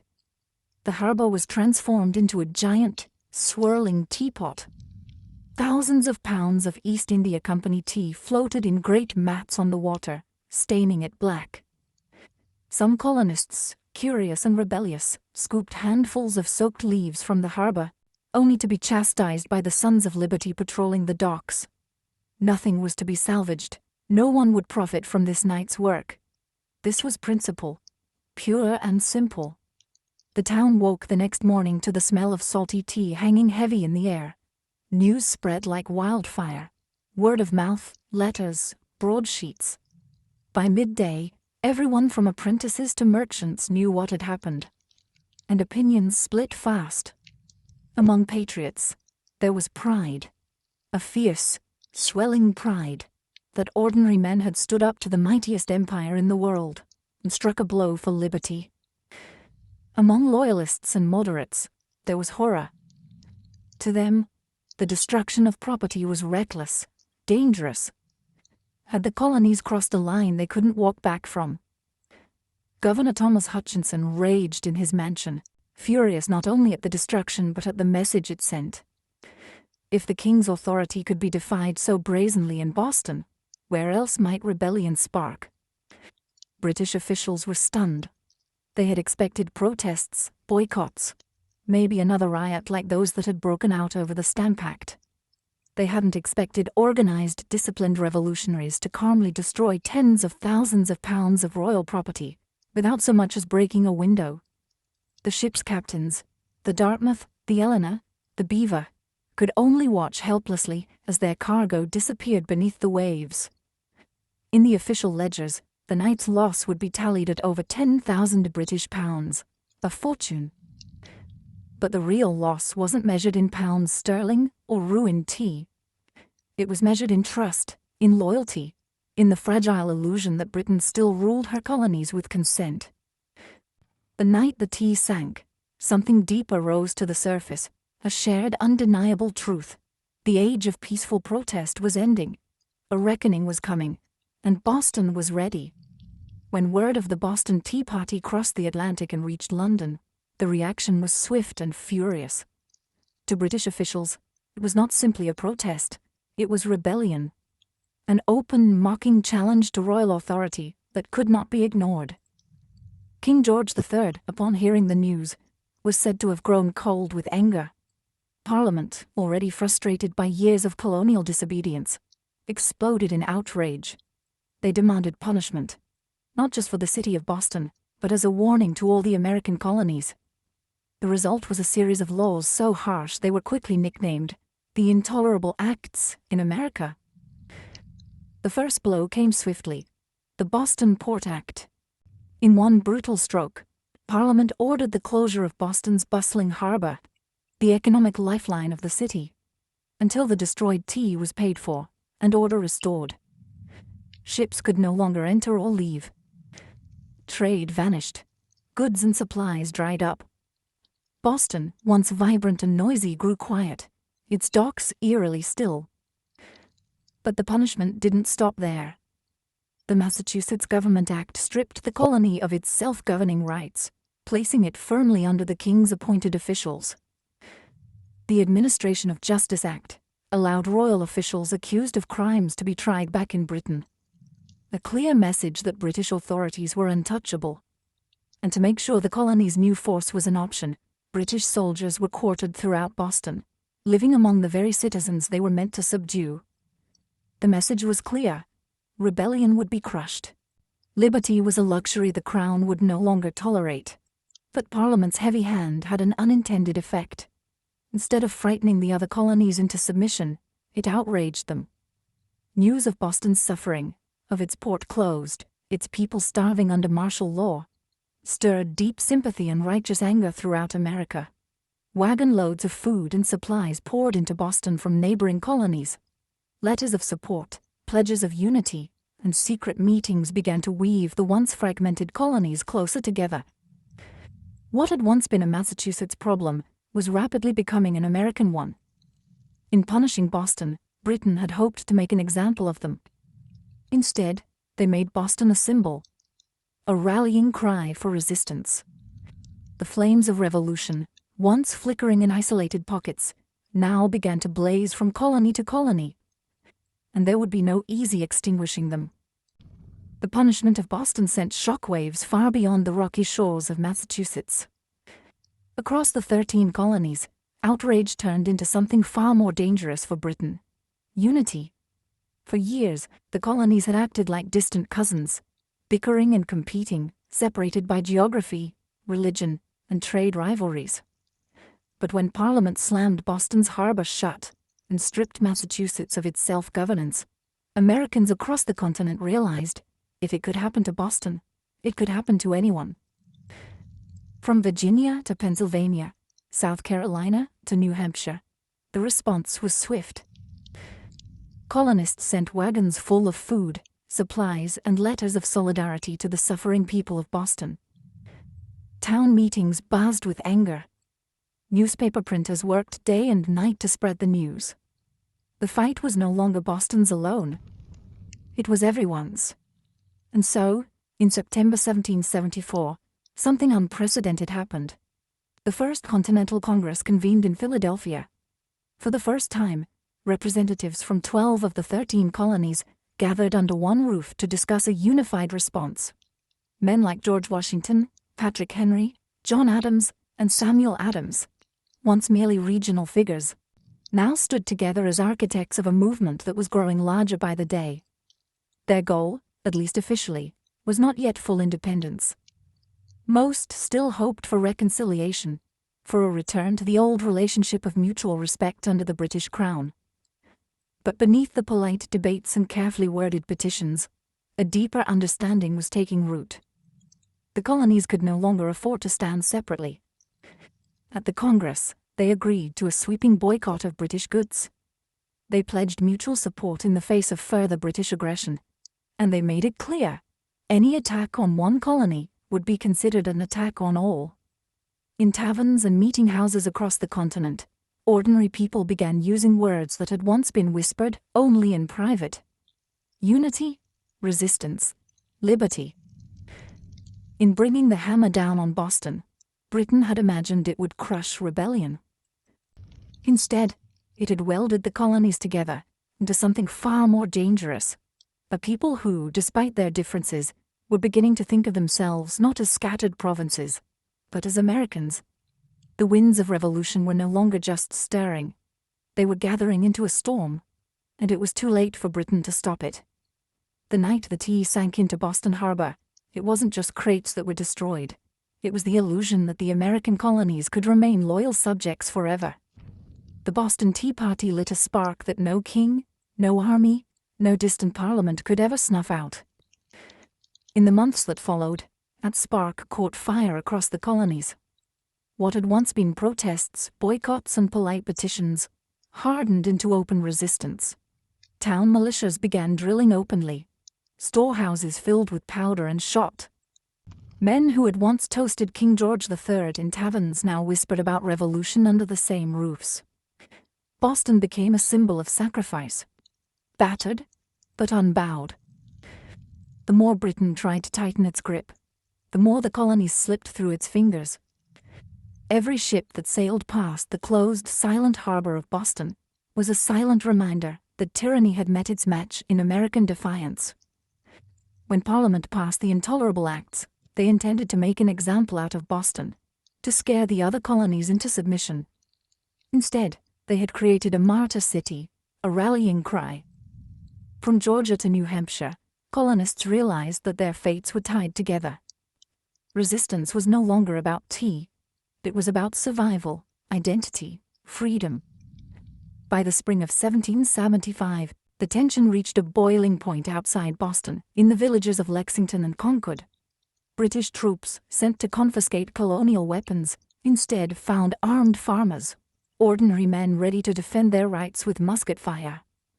The first shots of the American Revolution rang out, a direct line traced back to the moment when men chose principle over profit, and dumped a fortune's worth of tea into the harbor. The Boston Tea Party showed the world that revolution doesn't always announce itself with trumpets and banners. Sometimes it starts quietly, with a small group of determined people, standing in the cold, choosing defiance over fear. In dumping the tea, the colonists weren't just rejecting a tax. They were rejecting an empire. And though the road ahead would be bloody, bitter, and uncertain, one thing had become clear that night in Boston Harbor. The American colonies were no longer loyal subjects. They were something new, something dangerous. They were revolutionaries. And they were just getting started. All.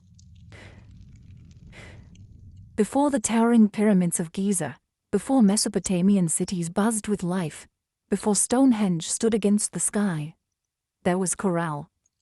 Hidden away in the dry valleys of coastal Peru, Corral rose in silent majesty nearly 5,000 years ago, then faded into near-complete oblivion, swallowed by sands and forgotten by history. For centuries, the world did not even know it existed. The Super Valley, where Corral once thrived, seems at first glance an unlikely place for civilization to bloom. The landscape is parched, barren, the river little more than a thin silver thread winding through rocks and dust. To most eyes it looked inhospitable, a place abandoned by life. Yet it was here, amid the desolation, that one of humanity's earliest great cities took shape. Corral wasn't just a collection of scattered huts or a temporary trading post. It was a planned city, sprawling over 150 acres, filled with pyramids, plazas, residential quarters, and ceremonial spaces. It had scale, purpose, and vision. The complex society blossoming centuries before the Egyptians began stacking stones into pyramids of their own. The people of Corral achieved this without the wheel, without written language, without metal tools. They built massive structures from stone and earth with nothing but ingenuity, communal effort, and the raw power of human will. Yet for thousands of years, Corral's existence remained a secret. Even when travelers stumbled across the strange weathered mounds scattered across the valley, they mistook them for natural formations, mere hills sculpted by the desert winds. No one imagined that beneath the sand lay one of the oldest cities in the world, predating even the civilizations that history books had crowned as the firsts. It wasn't until the late 20th century that archaeologists, led by Ruth Shady, uncovered the truth. What they found buried in the dust of time would rewrite the story of the Americas and force the world to reconsider what it thought it knew about the birth of civilization itself. Corral had risen, flourished, and fallen in total anonymity. Now, after millennia of silence, its stones are speaking again, whispering of a peaceful, intelligent people who built a world of complexity and wonder in a land where life itself seemed impossible. And this was only the beginning of their story. At first glance, the Supi Valley looks like a place where life should struggle to exist. Harsh winds sweep across endless stretches of sand and stone. The sun beats down mercilessly, drying out the earth, baking the landscape into cracked, brittle sheets. Water is scarce, the river a meandering thread fighting for survival. To the untrained eye, it is a wasteland, barren, empty, forgotten by the gods. But the people of Corral saw something different. They did not see a desert to be feared. They saw a canvas to be shaped. They recognized the river, however modest, as the lifeblood of possibility. And so, with patience, ingenuity, and sheer determination, They turned this unforgiving place into a thriving oasis of life and culture. Their first victory was agriculture. They learned to tame the river's seasonal floods, building simple but brilliant irrigation systems that channeled water across the valley floor. Where others saw sand and dust, they coaxed green shoots of hope: cotton, beans, squash, guava, sweet potatoes. Cotton, in particular, became their treasure. It was spun into fishing nets and textiles, fueling trade with coastal villages and creating bonds that stretched far beyond their desert home. But growing crops was only part of their mastery. The people of Corral understood that survival in the desert required balance. They worked with nature, not against it. They built their homes and plazas from stone and earth, designed to withstand both scorching heat and the rare, punishing rains that occasionally swept through the valley. They studied the stars and seasons, planning their harvests with the precision of master astronomers. Trade became the veins and arteries of Corral's economy. Dried fish, cotton, fruits, and handmade goods flowed up and down the coast. In exchange, Corral received exotic goods: colorful shells from the Pacific, rare stones from the Andes, ideas from distant peoples. They were not isolated, they were connected. In a land where survival seemed impossible, Corral thrived through intelligence, innovation, and community. They didn't conquer the desert with brute force.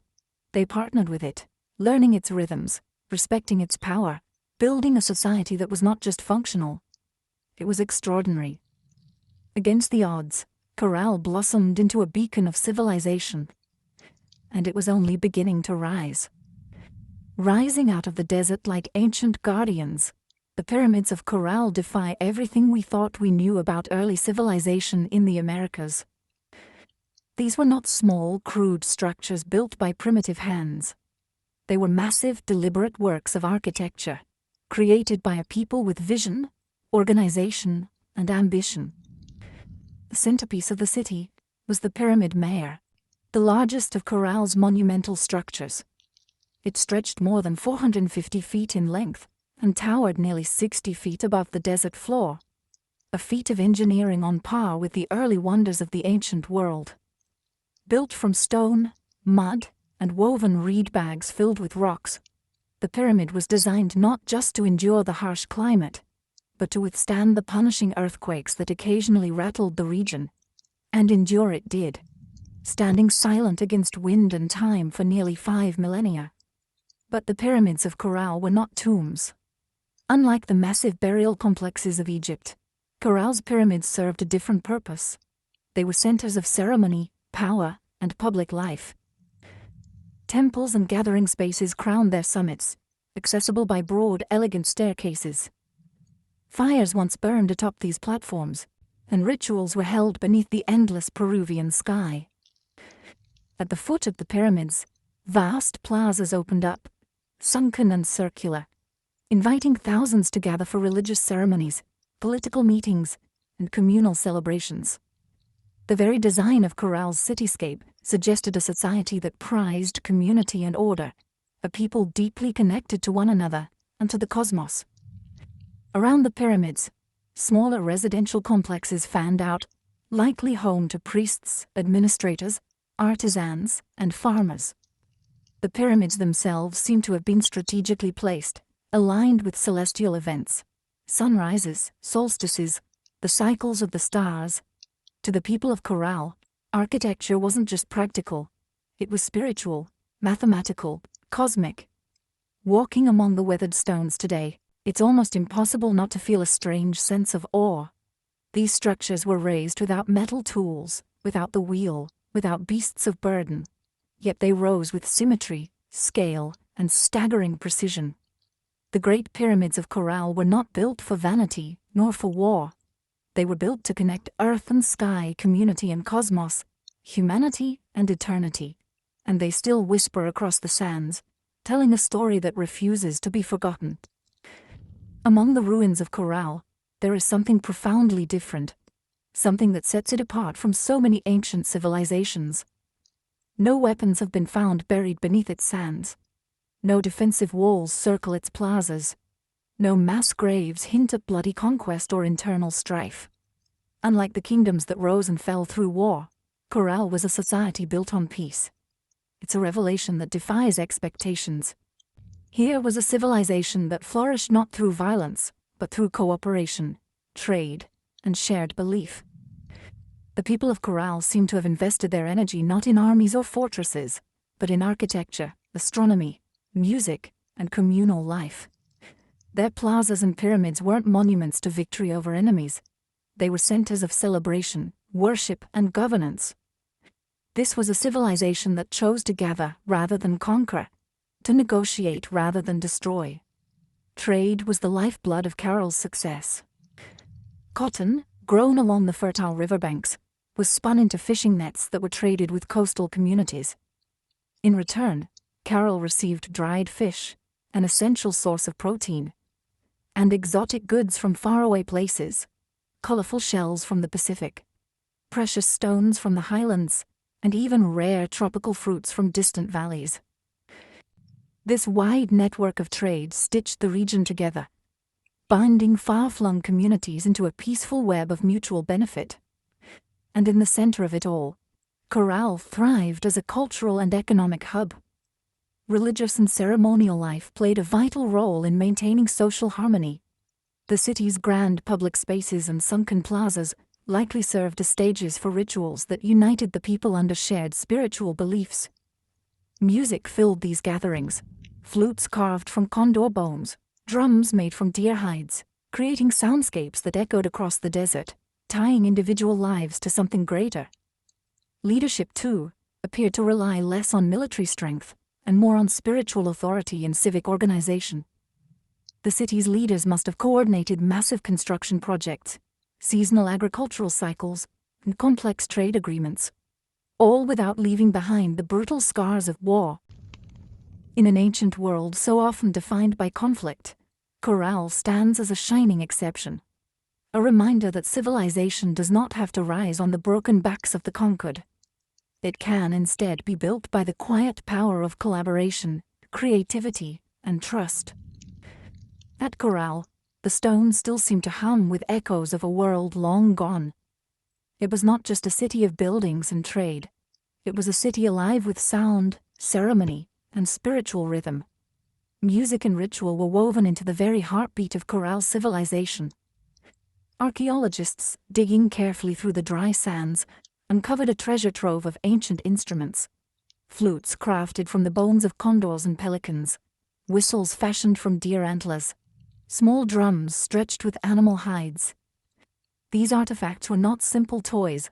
They were crafted with care, tuned to specific notes, designed to carry sound across the wide, open plazas of the city. In a world without written language, music spoke the language of the soul. Imagine it. The low thrum of drums rising at dusk, flutes keening like the desert wind, feet stamping on the sunken plazas as hundreds gathered under the fading light. Fires would crackle atop the pyramid platforms. Priests, dressed in intricate woven garments, would chant to the gods of the river, the earth, the stars. In those moments, Corral was not just a city.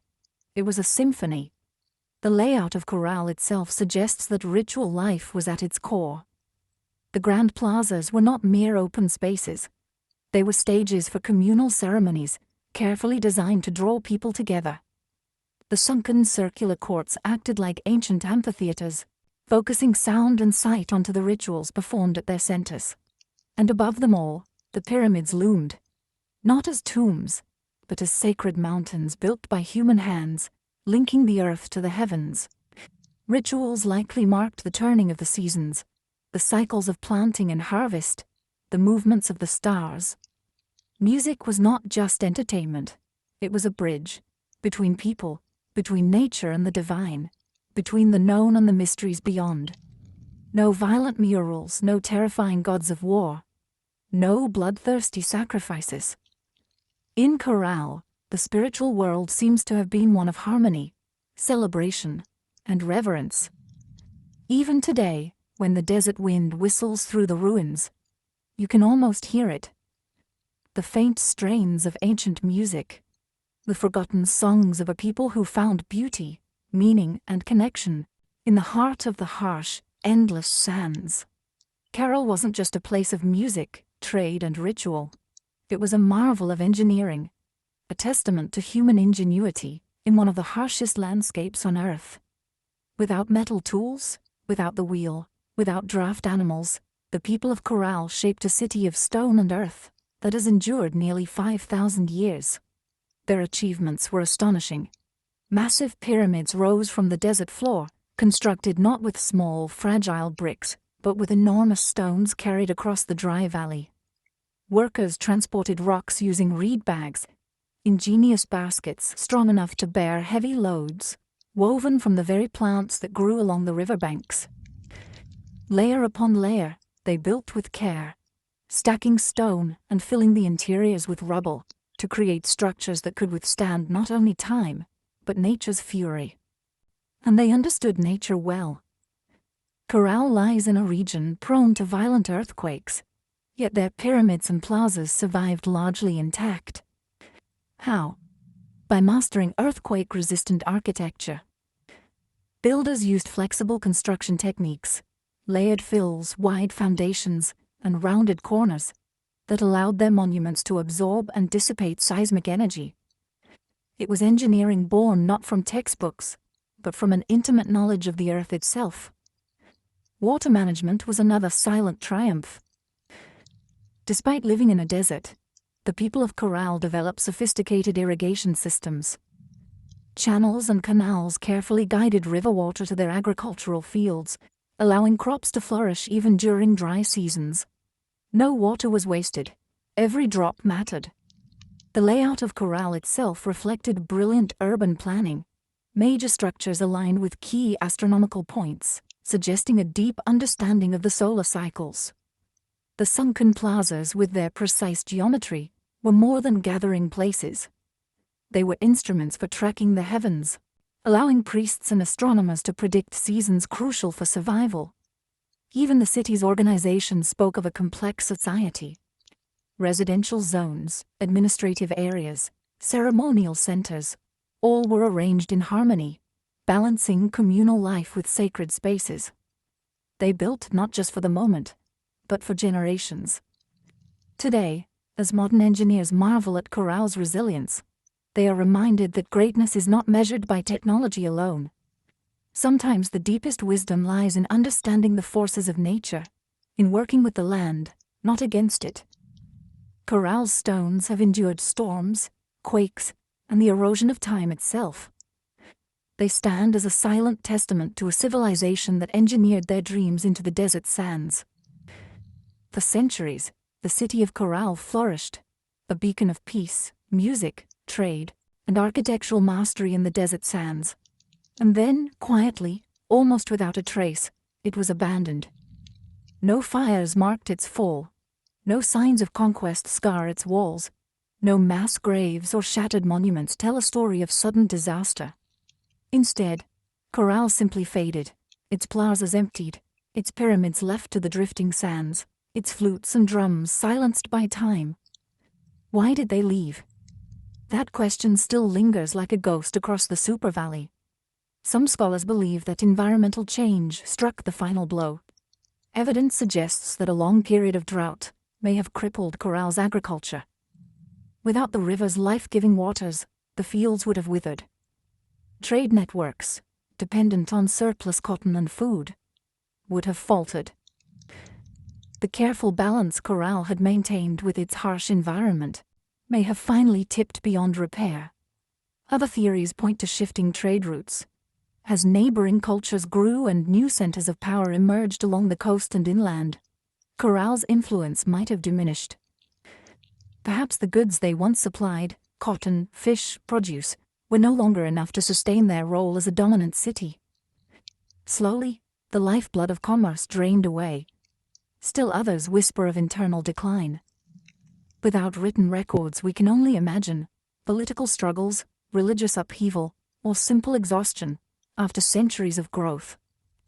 Even peaceful societies can fracture under pressure when survival becomes uncertain. Whatever the cause, the departure seems to have been gradual not sudden. Families likely drifted away one by one, seeking more fertile valleys, stronger rivers, new beginnings. Children who once ran across Corral's plazas grew up telling stories of a lost city behind them, stories that would eventually fade into legend. The desert reclaimed what humans had built. Winds carried fine sand over stone temples. Flutes lay buried beneath shifting dunes. What had once been a humming, vibrant civilization became a field of silent, sleeping mounds. For nearly 4,000 years, Corral remained hidden, a whisper beneath the sands, waiting. Today, as archaeologists carefully uncover its stones, the question still burns. How does a city so advanced, so beautifully crafted, simply vanish? Perhaps the truth is that even the greatest civilizations, no matter how wise or peaceful, are still fragile, threads woven into the tapestry of time, forever vulnerable to the unseen forces of change. For millennia, Corral lay forgotten, buried beneath the silent sands of the Super Valley. Travelers passed the strange, rounded hills that dotted the landscape, never suspecting that beneath their feet lay the ruins of a civilization older than the pyramids of Egypt. To them, these were just natural formations, mounds shaped by the wind and time. It wasn't until the late 20th century that the world would finally hear Corral's voice again.